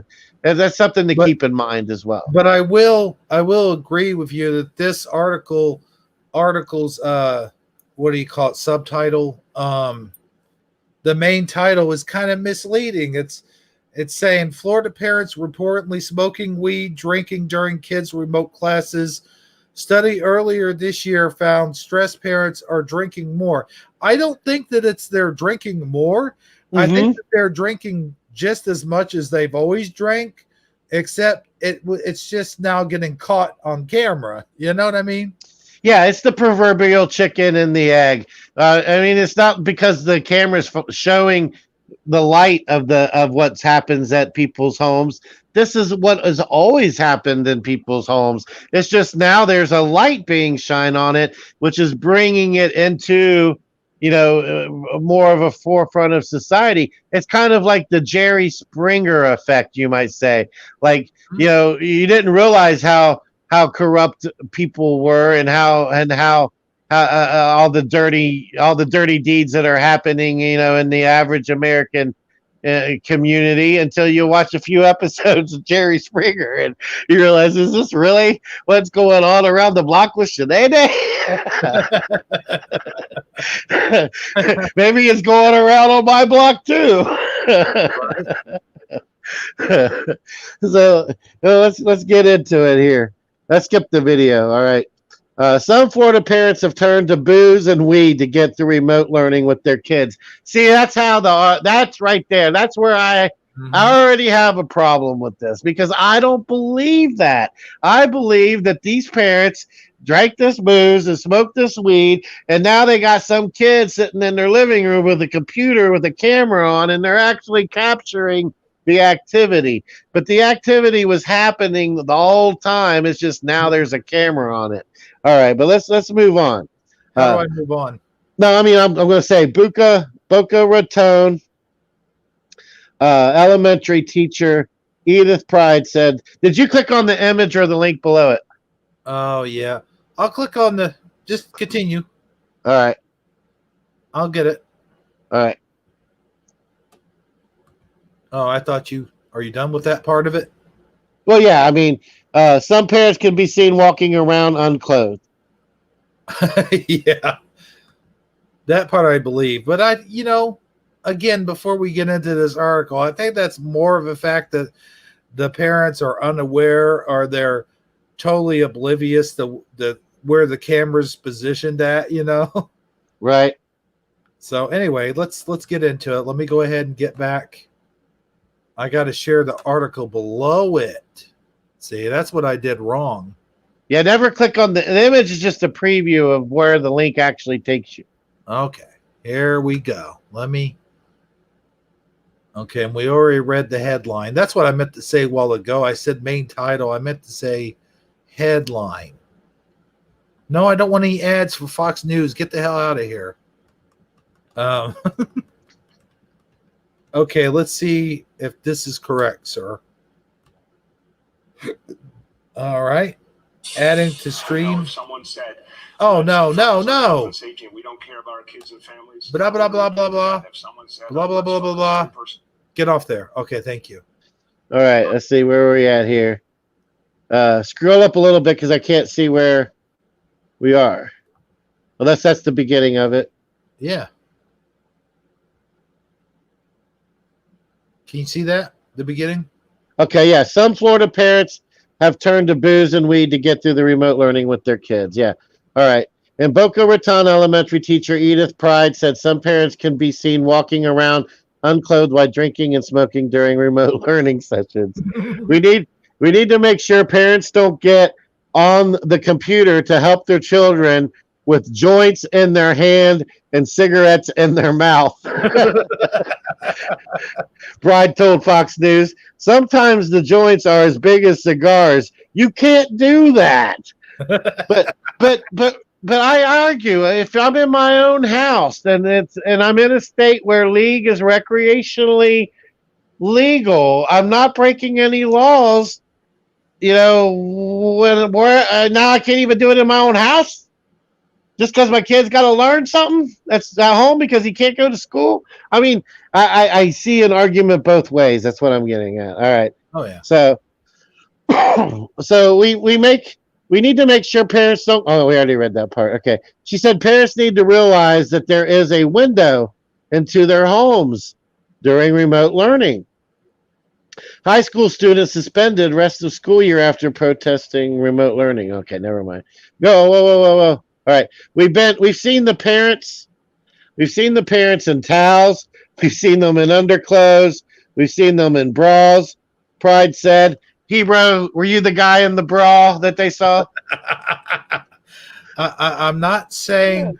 I'm not confirming nor denying those rumors, sir. Okay.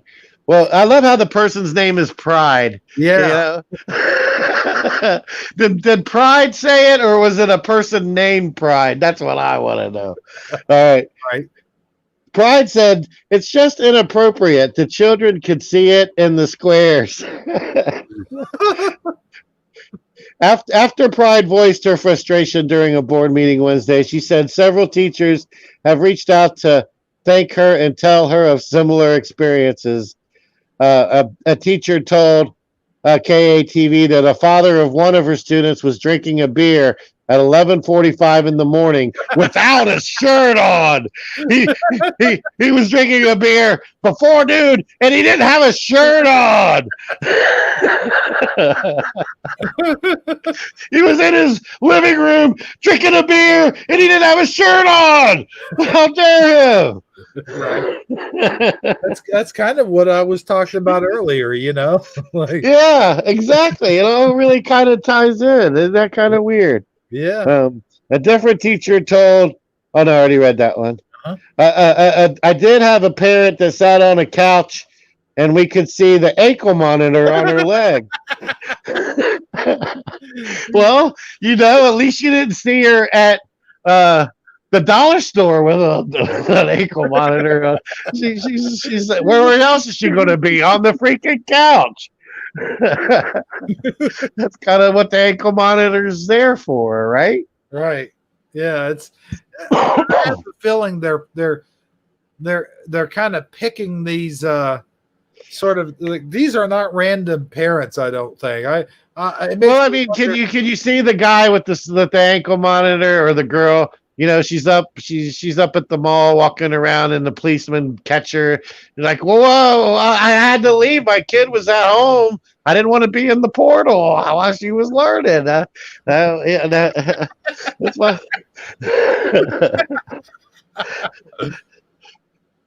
All right, so let's see here. I lost my spot. I like how she says this is not a party, as though somehow sitting in your living room with your ankle monitor is some kind of party. Yeah, I know. Or sitting on your couch without a shirt on drinking a beer is a party. Right. It's just but it says it's not a party, this is school. And yes, it is technically school. And I did hear what you said. Jennifer Richardson said, you commented on her comment that the parents need to set the standard. And that's true. That is a blanket true statement, like 100%. Couldn't agree with you more. Parents do set the example. So whether the camera is on or the camera is off, though, the parents set the example. That's where I'm kind of like trying to make the point here is this is what is happening anyway. It just so happens that now there's a camera capturing it. So and then the article tries to convince the reader that it's due to that it's a reaction to the parents being under more stress. And I don't see it that way at all. I really think it's more of the former and less of the latter. Do you know what I'm trying to say, bro?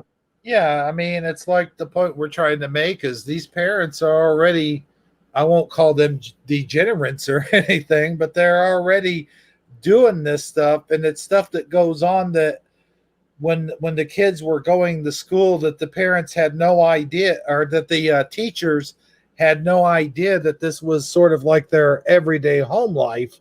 And now it's because of the cameras and stuff, it's being brought more to the public's attention. But here's my thing about this whole thing, okay? Okay. If you're that guy, like, don't be that guy who doesn't give a F, who's just sitting there going, they know they're on camera, right? They know that they're on camera. Well, you would assume that they know, but you don't know for sure that they know, because like the guy drinking the beer at 11:45, he might not have a clue that there's actually a camera on him. You would think there is a responsible parent who is involved in helping the kid get set up, and that they're paying a certain level of attention. And then, like, it also mentions that they're coming over to help the kid with a cigarette or a joint. Like, maybe they're trying to help the kid with a problem. Like, oh, this is how you do the long division, and I got a joint hanging from my lip, and I'm all up in the camera, and I'm trying to help little Joey, figure out his math problem. And then all of a sudden, all the kid, one of the other kids, comments, is that some indica or some sativa? And then I might go ahead and put the joint down. You see what I'm saying? Right. But you might not realize it going in that you are on camera. But here's where I think you can get kind of on a conspiratorial level with it. Like we're going to go under the pretense that people are overreacting to the coronavirus as it is. Okay, let's just set that precedence. Now the whole mask thing, blah blah blah blah. But now we got kids at home with portals on, showing living rooms. Do you think that this could all be just another by design way to intrude on our privacy? I mean, now the teachers obviously don't really have no interest in seeing grandpa and his skimpies, no, but it is another way for Big Brother to peer in onto what's really going on. They're getting uncensored reality of all these portals are being monitored and recorded by larger entities, and not necessarily because they're trying to get dirt on you, but they're getting a camera into the aspect of what really is going on in society. I think much like the Jerry Springer show was that portal, on TV for what's going on, how corrupt and degenerate society really is. This portal is another version of that. I really do think that it's more of just admitting that there is a lot of there are a lot of homes that don't meet certain standards, and that is a harsh reality. Now, I will say this, and I believe this cold-heartedly. Like, if, like, I would, like, I don't smoke weed a whole lot. I only smoke it every so often with friends or whatever. But when we do smoke it, we don't smoke it in the presence of children. Like, we go outside or go out to the garage or. Well, no, not you, but I'm sure there are parents that don't, though. This I don't condone that, is what I'm saying. Like, I don't condone even smoking a cigarette around a child is harmful. However, with that being said, back in the day, I guess when you and I were kids, like you might have been sitting in the living room and your mom or your Uncle Joe or your Uncle Jack or whatever might have been sitting there smoking their big stogie, and you're sitting there, you're having to cough it in and endure it because you're just a kid, you're not going to sit there and say, hey, that's not appropriate to smoke a stogie in front of me, Uncle Joe, and you would probably get a good swatting across the backside for such a comment, because that's just how the world worked back then. Now, do I condone it? No, I don't smoke in my house. I don't smoke around children. I don't. And when I worked at restaurants, I would get appalled. Like, these parents would they would go to the back room and they would have like a 9-month-old baby or something, and you'd see the little baby, like in the little what you call it, basket, and they would take their baby back there to the back room, and this room would be filled with cigarette smoke. And I'm like, dude, you don't smoke around a little baby like that. I mean, that's just craziness. That's, but it isn't totally evil in a sense that it's like you said, like, this is stuff that's being captured, and a lot of it is being captured in parents' homes who aren't as I don't want to, not uptight, but who aren't as they all have different standards. Right? Their standards aren't as high as what they probably should be around children, especially if you're. And who are we to judge what somebody else's standard should be inside their own home? Right. That's their own. That, again, yes, you're right. That is their own home, even though I don't agree with it. It is their own home. This is the United States of America, and you should be allowed to do whatever it is you're doing in your own home. However, as long as it doesn't affect the child's health and it doesn't affect or well-being, our or yeah, well-being, they're right? not in any imminent danger or any abuse or malnourishment. But just the fact that Grandpa's sitting on the couch without a shirt on, drinking a beer at 11:45 is not. I mean, it might not be your standard, but there's nothing wrong with that. Mm-hmm. And Jennifer brings up a good point too. This is the point I was bringing up is, our parents smoked in the house. They smoked in the car. They will not, I can remember, well, my grandpa didn't smoke back then because he had quit smoking for a while. But anyway, that was the whole point. Your standards is not that of someone else's standards. Someone else's standards may not be that of your standards. Like, I know some people who cuss like sailors in front of their children, and I don't agree with that either. That's something I don't think we should ever cuss in front of a child. I think if you're But going to cuss in front of a child, you should do it like a person in the Air Force, not like a freaking sailor. I mean, come on. right. But I do remember, like, growing up when my grandpa would use the GD every 5 minutes or so. I do remember that was one thing. The word he was against was the F word. Oh my gosh, oh my goodness. If you accidentally slipped up and said the F word, I don't care what age you were, you could be in your 20s. He would just like totally flip out and blast on you like you were a little child or something. But and then that is weird. Like, one standard No, that like I remember as a child going to my friends' houses for the first time, uh-huh. and realizing that there were different standards, because the only standard I was kind of accustomed to was my own home standards. What the ones my parents created for our environment, right? Right. And you go over Bobby, from the basketball team's house, for the first time.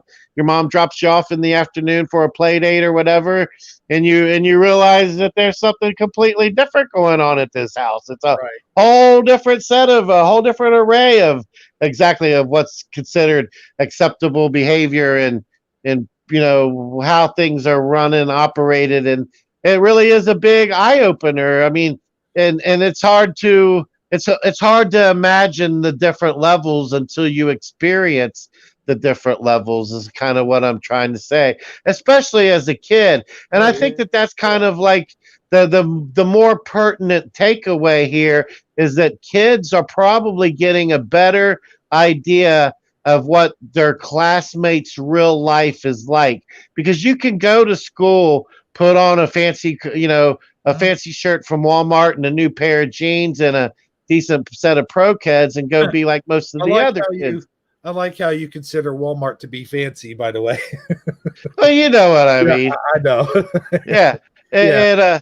and you could keep you can fit into the cutter society. Everybody kind of, you just assume that everybody else is dealing with similar situations, and what you got going on in there really is no window into the personal going onings of what their life is like outside of school, is what I'm Like, trying to get at. I can And remember going over to a friend's house, and one friend's house I'd go over to, they were so strict you couldn't even wear shoes in their house. And another guy's friend's house I went to, his dad had nudie posters all over the walls. It really is, it really is, different strokes for different folks. And I do get that. I do And understand that. here's what I'm trying to say, Right. that Go these kids are getting they're getting a good window into each other's real houses. They're probably actually getting to know each other a little bit better right now than they ever knew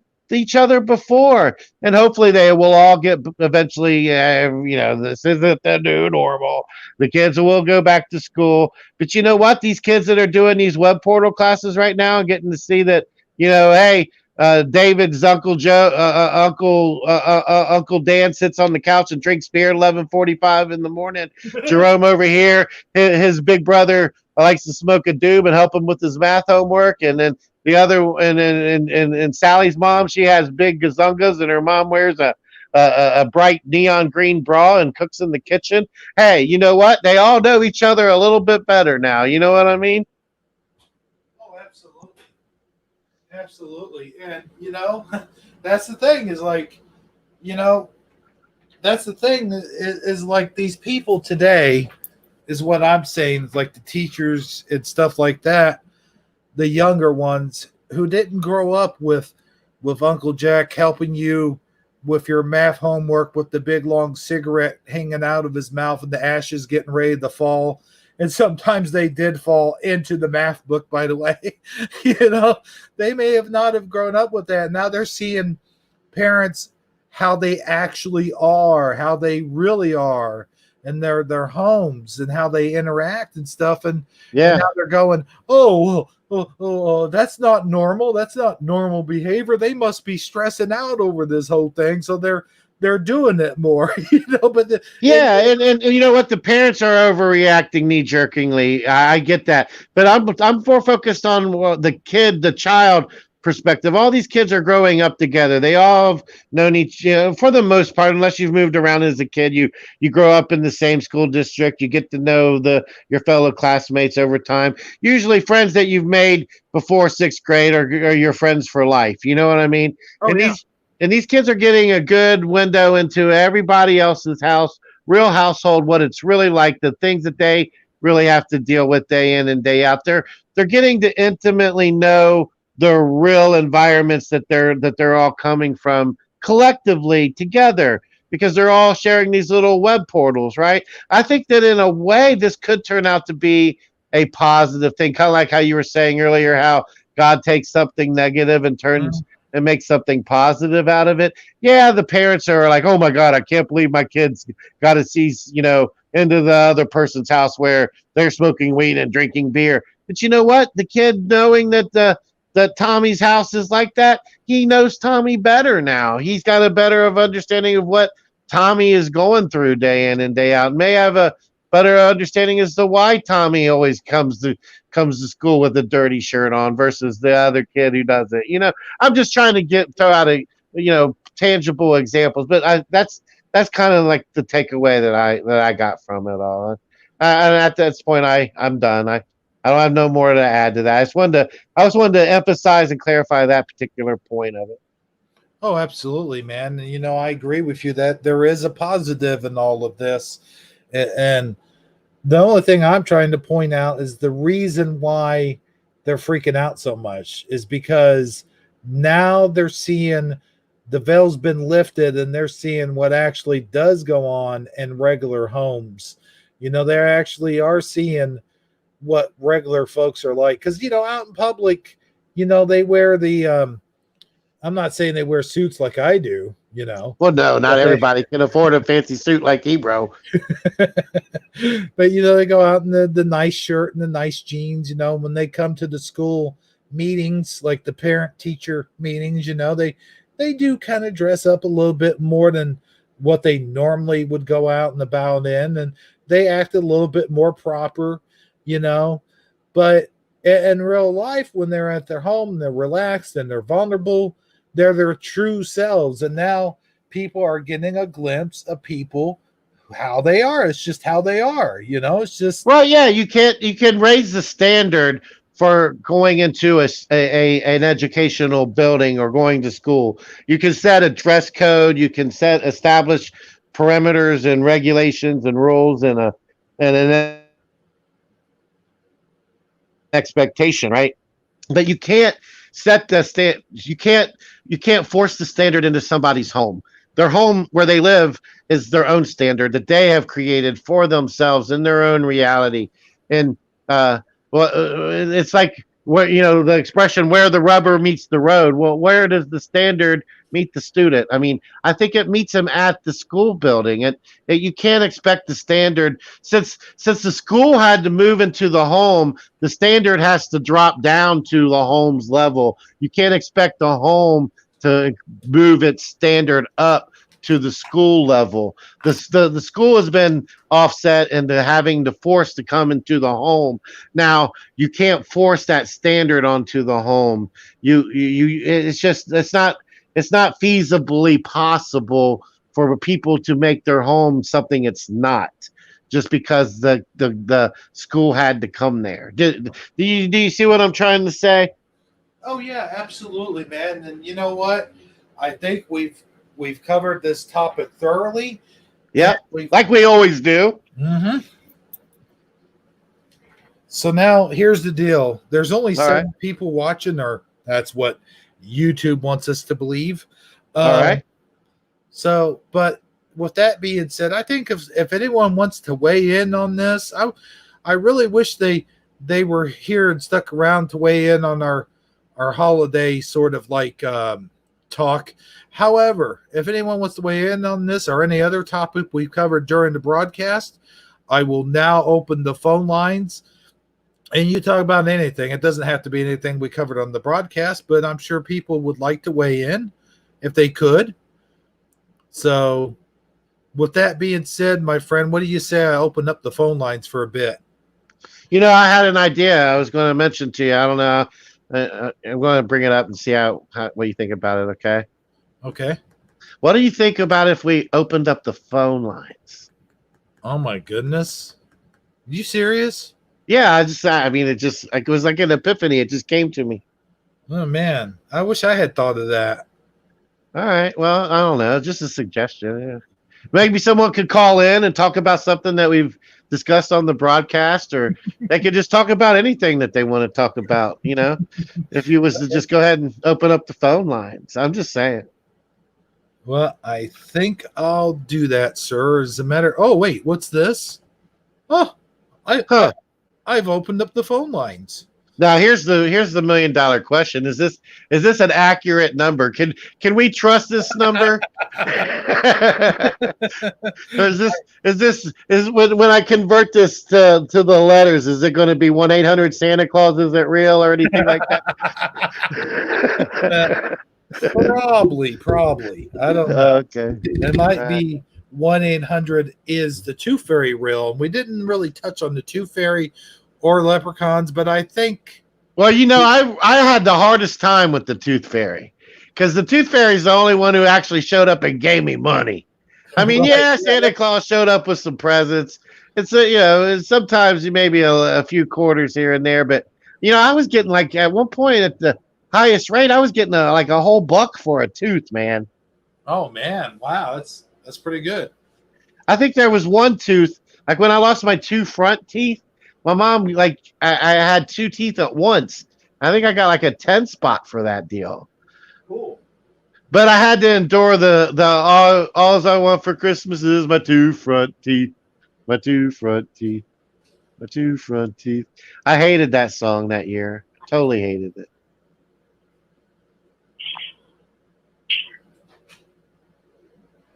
Oh, do we got a call? Do we have a live caller there, sir? Are you even here? Like, I did you don't, get?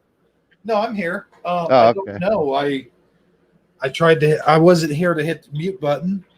I heard some weird static, is what I was getting at. Okay, let's see here. Oh yes, we do have a caller to Wichita Falls. Wichita, you are on the line. If are you there? Yes, can you hear me? Oh, I can hear you nice and clear. Yeah, Sad- move her a little closer to the microphone if you could, please. Well, I'm trying that, Sadji. It's not Okay, working. is this better? Hold on 1 second. Let me try 2 things. Hold on. Hang in there, caller. Okay, now.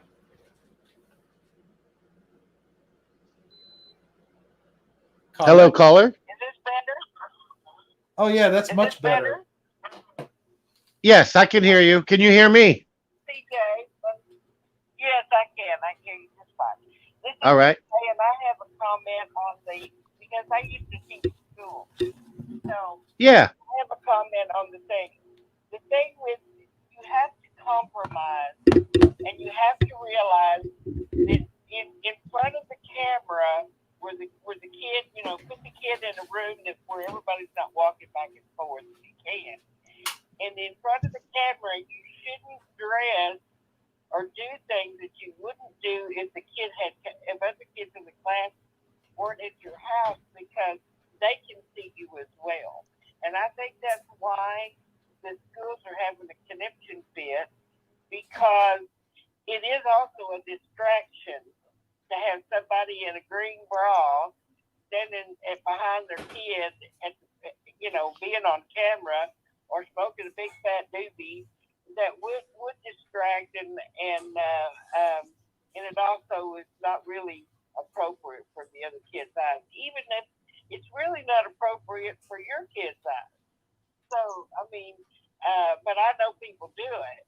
But as an ex-teacher, I can tell you that we've never had this before, so people are not used to it. But I Right. can tell you that the whole school system is seeing it, and they record these, and yeah, maybe it is a way for Big Brother to come in. Everything has an ulterior motive these days. But at the same time, as a kid, you might be embarrassed if your mother came out in her bra and was. Well, of course you are, and you're gonna, and you would, and if there was a playground for you to go to afterwards, you would get teased about it. Oh yeah. Oh my God! Or if Uncle Joe had a big fat doobie. Yeah. Stupid these days. Well, you might get kind of some props for that. Like, dude, your Uncle Joe smokes the best shit. No, I'm just kidding. But yeah, I know what you mean. But you got to think about the kids' reputation too, or the kids will get picked on. I got picked on at school when I was in grade school real bad because I went to where we were zoned. There were 3 streets where we were just like upper poor class. You know what I mean? We weren't real poor, but we didn't have fancy stuff or fancy clothes or anything. We were country people, and Yeah, lower middle class is what I like to call it. Yeah, and so when I went to school, I didn't have the same caliber of clothes as the rest of the kids at the school, and I got picked on. So. Oh yeah, you definitely do. Kids can be cruel. Any person that stands out is different or doesn't meet the quote unquote same standard as what's been established. They definitely get singled out and picked on, and that is, I'm sure that but the one thing they're not getting so much probably is picked on because they're not in a group where they can pick on each other right now. But they are getting exposed to the harsh reality that is each and every one of their other fellow students. And I think that the overall they're probably realizing just how tough everybody else really has it. Like I would imagine, like as a kid seeing like all these into the other portals in these other rooms, that they're seeing the harsh reality of what other people's lives are like. Kind of like when you go visit your friend's house for the first time and you realize he's got a crazy Aunt Sally or or a crippled sister or something that you would have never imagined could be a reality that they're having to deal with. And I can see how that could possibly be a good thing and a bad thing at the same time. Are you with me? Are you following my logic there? Yeah, I understand what you're saying, but at the same time also, just like the kids that knew where I lived, they knew where I came from. Kids don't feel sorry for you. They don't. I was in the 3rd grade, and we lived in a 2-story farmhouse, but it was just a poor farmhouse. We didn't have fancy furniture or anything. We were just an ordinary farm. My parents had big lots of gardens and everything on it. We weren't destitute, but we didn't have fancy stuff. And all these kids, when I was in the 3rd grade, I invited the little girls in my class to come over for a slumber party. And when they got there, all they could do was put down my house, and we were trash, and we were this, and every one of them left. There was about 10 of them, except one little girl. And the next day in school, when I got there, all the little boys were coming up to me telling me, we heard you live in a rundown old house, and that you're poor, and that you're this, and you're that. And I had got picked on for the next 4 years because of that. Oh yeah. And they didn't feel sorry for me. They didn't have some compassion for me because these were rich kids. they didn't have compassion for me. I was dirt under their fingernails. And You know, it that's did a affect me in a lot of ways. that's a good It doesn't point. You know, now. Saji was pointing out how maybe it's bringing these kids together, but you do make a good point. Is that kids can be cruel sometimes, especially the cruel Oh ones. God.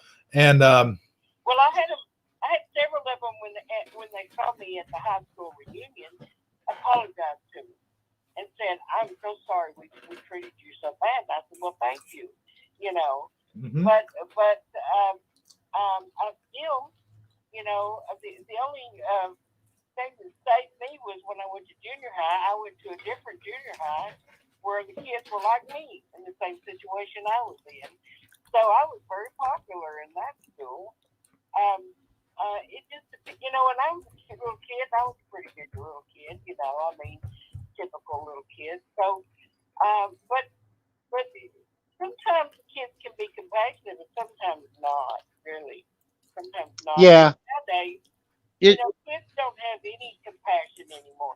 Little kids hardly have any because they have been so dumbed down or desensitized with yep. everything that they see on television. And Yep. And internet. Yeah.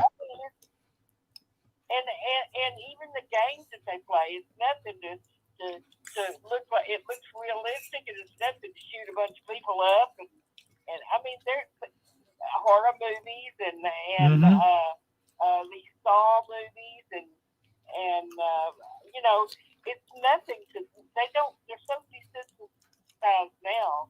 Oh yeah, and then you have the whole social media thing where you have to get you have to maintain a certain amount of likes. You have to fit into, you have to agree with everybody else, or you're cast out of the group if you have a different, if you go against the grain or have a different opinion, or you know, or whatever. If like the list goes on and on and on and on and on. And you're right. I would hate to be a child in today's society. I think it would probably it's got to be way worse than it was even when we were kids there, CJ. And you do bring up a good point as far as how it's not necessarily how cruel, not necessarily a good thing in the sense of how they are a lot crueler and just like, I don't know how to explain it in words, but they're just not, there's not the same moral fiber doesn't exist. It's like it's a long lost thing that you heard about once, that once existed. But you know, and even as a kid, for me, I mean, I remember watching as a child watching like the Andy Griffith Show, and I still had a glimpse of that in my reality. Like there was times in my life and moments in my family when we had Andy Griffith type moments, but it wasn't like a day. It was still kind of considered like an obscure level that I didn't really get to experience wholeheartedly the way it was happening on the show. Like every day there was a moral lesson to be learned. You know, Right. You know what I mean. But I do see what you're saying. It seems like we are so far removed from any remote concept of that nowadays Well, that you know it's what? almost, it's like a distant relative. We go ahead, Ebro. You know what? Speaking of like the Andy Griffin Show, kids don't have activities to do anymore. Like I remember when I was a kid, my grandpa used to take me fishing. He used to take me hunting. He used to take me basically out to the woods, and I would learn my way through the woods. Like I learned how to use a compass. I learned how to use a knife. I learned how to skin rabbits. I learned how to skin deer. Kids don't have that same, and I was doing all this stuff before I was even 11 years old. You know, kids don't have that same. Go ahead, CJ. And I'll tell you something else. See, when you speak of Andy Griffith, see, I'm 64. I know I don't look 64, but I am. I'm sorry, you got lower, CJ. You got lower. Okay, I'm 64, even though I don't look it. I've lived in the days when it was like Andy Griffith, and I can tell you that things were so much better back then because kids had more. Yep, and I'm about 20 years younger than you, or About 15 years. So yeah, I'm just a little bit out of the spectrum. It was still a little bit there, but it was fading away. But keep going. Right. And so we had the mom and the dad and they worked and the mom cooked and we didn't have computers. We didn't have cell phones. We didn't have any of that. So we played board games together. And cards and dominoes, and we played out in the yard, and we played ball, and we played dolls, and we did all these with other kids. Yeah, you would catch fireflies and yeah, and do hide and seek. Yeah, I'm with you. And we would catch tadpoles and watch them swim around and things like that.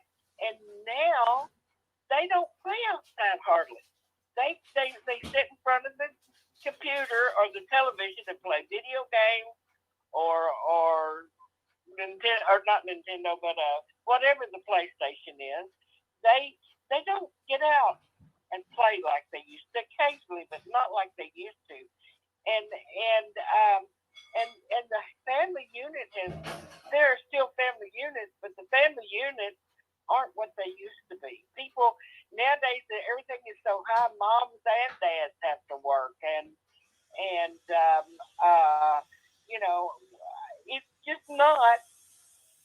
Society has changed so much that the people. If you took a person who died like in 1960 and brought them to this day and age, they would freak out. Absolutely. Because it would be like the Twilight Zone to them, because it is so. Everybody says, "Oh, it's not that much different. It's just you hear about more things." Look, I didn't worry about somebody going to school and shooting up the school. There was no such thing. It was never heard of. You did not do that. The worst thing we worried about in high school was somebody getting caught smoking or getting into a fist fight or something. Yeah. We didn't worry about people bringing guns and shooting up the school. No. That was just. As a matter of fact, we had, deer season was an official holiday in our school. We would all get deer season off. I think this is when I was in high school, by the way. And we would all bring our shotguns to class. So we would have sort of like a show and tell, like, oh, look at my 12 gauge, or oh, look at my 20 gauge. And then the teacher would bring his gun to class and we'd all look at him. We were responsible kids. We weren't kids. I mean, we were probably young men, but, we were responsible enough that we could bring something like that to school and show it off and be like, look at this. And, we all carried pocket knives too. That was another thing we're allowed to do, is we carried pocket knives that, I'm not talking about like these little pin knives like you see kids carrying today, but I mean like actual knives, you know what I mean? Like big pocket knives. But we never got in any trouble like that. And in fact, the teacher would bring his bow and arrow set to school and show it to us. That was sort of a thing. So yeah, no kid ever brought a gun to school with the intention of shooting anyone. There was none of that. It was all like you said, CJ. We would get to a fist fight or a scrap here and there, but then after that was over with, we didn't have any issues with each other. You know what I mean? Like if you had a bully, for example, and he was picking on you, well, you just hit him a few times and that was the end of it. And then you guys most likely would become friends afterwards. You don't have that kind of thing today. Now everyone wants to kill themselves or they want to kill other people. It's sad. It really is. You know what though? I think that somewhere in the middle of all that is reality, because what you guys are describing is what the media would like us to believe is the case nowadays. They want us to believe that we have to worry about there's going to be a shooter at our school. But I think that people really are just people and always have really just been people. And that if the media wasn't programming us to believe things are a certain way, we would still be the old way. You see what I'm saying? Like it's the fact that they've glorified these school shootings to the level that they have, that everybody goes wakes up every day wondering, with that thought now in the back of their mind of if some kid is really, but the most kids, but 90% of the kids that are going to school nowadays have no intention of ever bringing a gun to their school. The same way that you were when you were in school, and the mentality that you had, that most people really are still like that. Yeah, there's probably a few exceptions. There's that one crazy guy. There's that one kid that's on too much ADHD medicine, and he quite possibly could flip one day.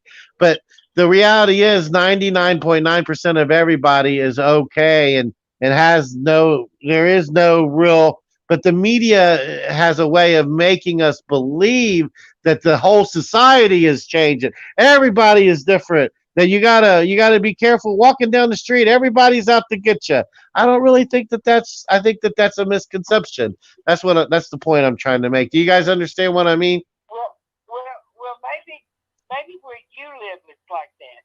They come to Wichita Falls, Texas, and I guarantee you, their crack and meth is so bad among the young people.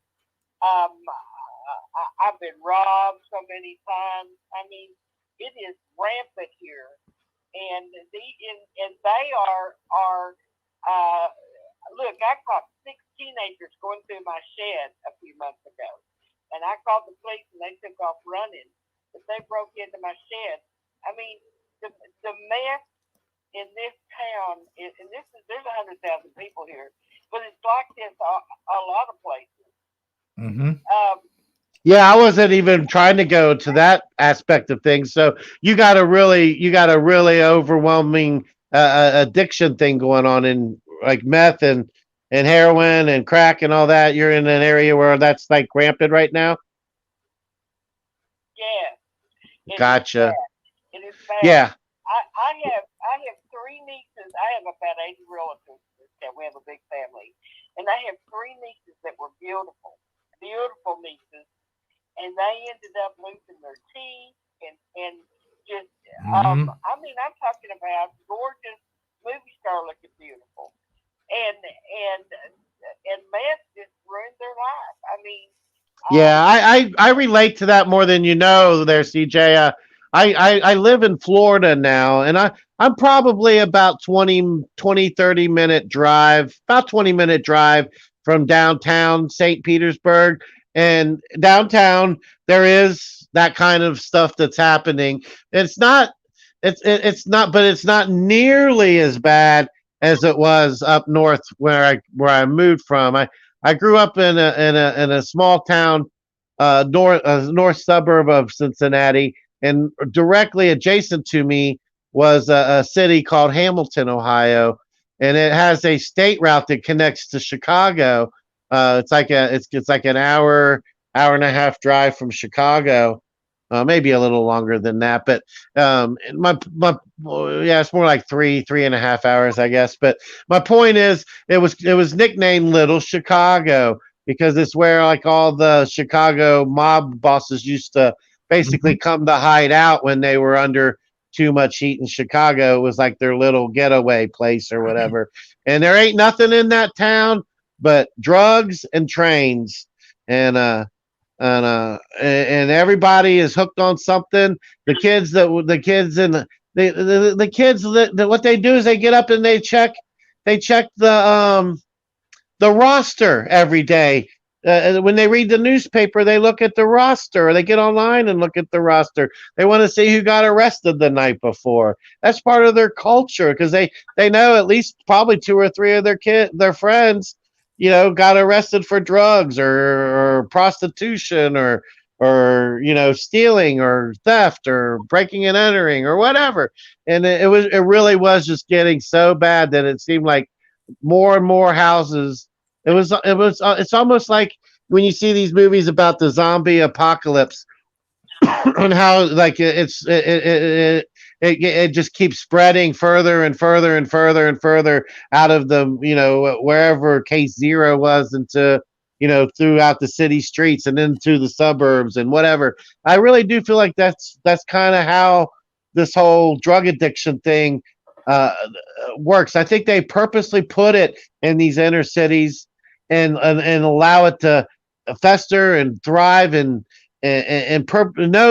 that those are the people that are the most vulnerable to the addictive lifestyle, and then it just corrupts its way out and further and further. And I really do think you make a great point, CJ. I just want to let you know I do relate to exactly what you're talking about. Yeah, well, see, we live about 15 miles from the border of Oklahoma. So if you go to the middle of the state and you go straight up, we're like 2 hours from Dallas, but towards that west, and we're 15 miles from the border, and so we have main highways that go through here, and that's one of the things. But I personally, I guess you can call me a conspiracy theorist or whatever, but I think the government is behind a lot of this because they're trying to decull the population. So they're trying to get rid of a bunch of people. They're trying to get them on drugs and they don't end up having a long lifespan, and they end up. Oh yeah, definitely. And then on top of that, they're making more people dependent on the welfare state. So less people that can provide for themselves and need government assistance, you're more likely to, that's better for the government in the long run. That's trying to have control over everything, every aspect of our life. My personal opinion is the government should be responsible for maintaining our roads, maintaining our schools, and protecting our borders. And anything short of that, it should just be up to local, state, and county governments to police and ordain themselves. The federal government should only have say in the highways, the major highways, being so you can travel down the highway, get from state to state to state, protect our borders, and finance our educational programs for our kids. And short of that, there should be no government interference. However, it just seems that the government's growing and expanding and wanting more and more control, more say in every aspect of everything we do. And I think that the part of the plan is to make us more, and slowly over time, make us more and more of a welfare state. And I think you're 100% right that this is part of the plan to make us more society slowly over time, more and more dependent on government subsidies. I think I couldn't agree with you more there, CJ. Go ahead. Yeah, they want it to be a socialist country, like Russia or China or North Korea. And I think a lot of these school shooters are MK Ultra victims. If you know what that is. Oh yeah, for sure. I know what you mean.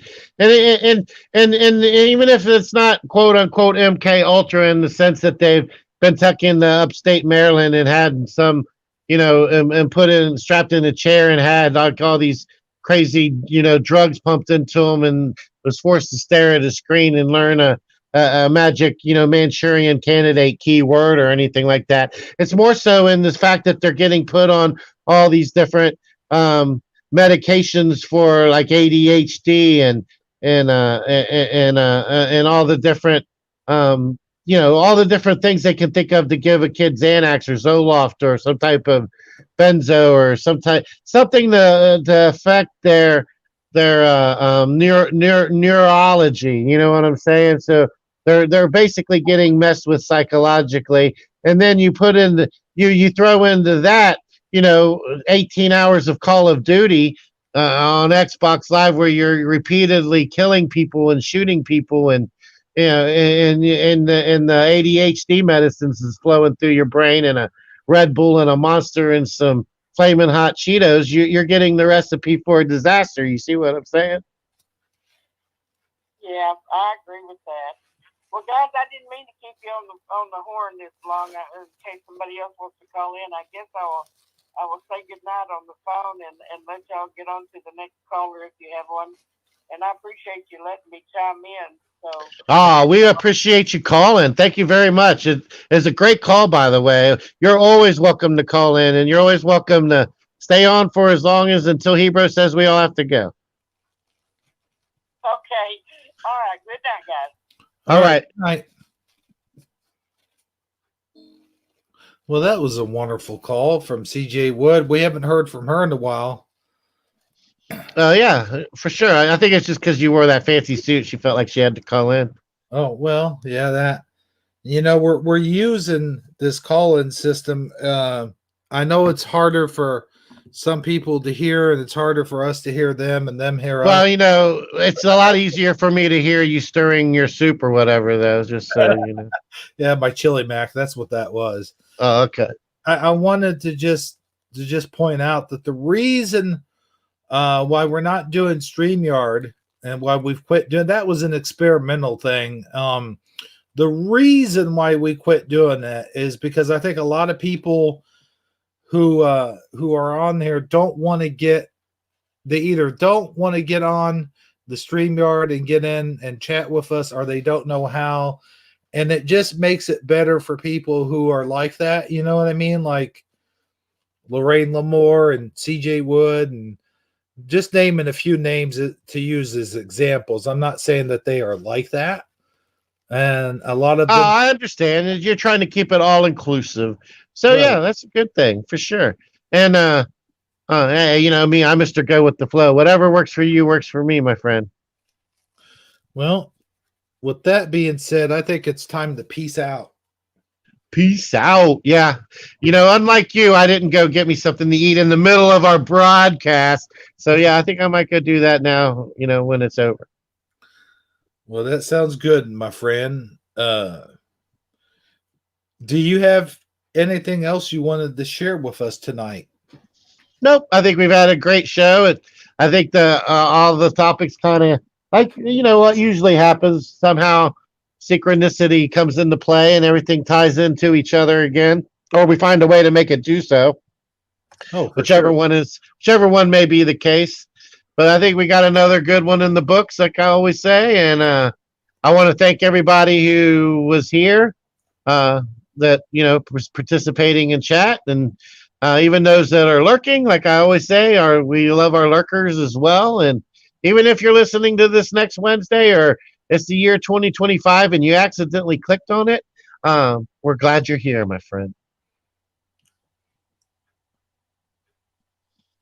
Absolutely. I agree with everything you said, and I am here. But even if I wasn't here, I probably would have agreed with you. Yes. And you know what? Even on the days when Hebrew doesn't wear his fancy suits, you guys have been there to support us, and we recognize that. So thank you very much. Well, with that being said, I think I'm going to take myself in my fancy suit and tell everybody goodbye. So, from all of us here at the Taco Tuesday show, this has been Hebrew77, and of course, Sagittariusly speaking, saying, so long, everybody. Enjoy the rest of your Taco Tuesday, and we'll see you on our next broadcast, which will probably most likely be Shifty Sunday. Good night, everybody. Let's see, where's that thing at? I gotta the whole time me saying goodbye, I never bothered to bring up the closing of the show. Let's see here, tacos. Yeah, you think just because you got the fancy suit on, you can just slack off? I see how it is. Yeah, yeah. The suit makes you do things that you wouldn't normally do. It makes you act a certain way that you wouldn't normally act. It makes you. It just makes you. No, I'm just kidding. Anyway. No, for sure. Like if you're wearing a white lab coat and a stethoscope, I'm going to trust your medical opinion a lot more so than if you're wearing a garbage man's outfit. Just saying. But if you're wearing a garbage man's outfit, I'm going to trust your advice on how I should, allocate my garbage cans versus if you were wearing a lab coat and a stethoscope. Just saying. Well, it's funny you should say that because I used to actually be a garbage man. Gotcha. I thought you were going to say you usually used to have a stethoscope, but boy, was I. Well, was I. I had one of those too, but that's in the days when I wasn't married. So Oh, okay, gotcha. when you had a sign that said free mammograms.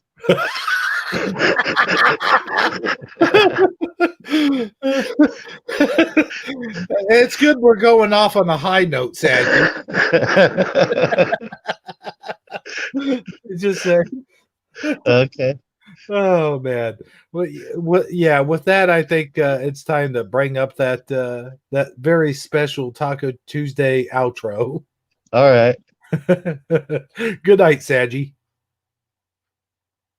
Well, say good night, Sadie.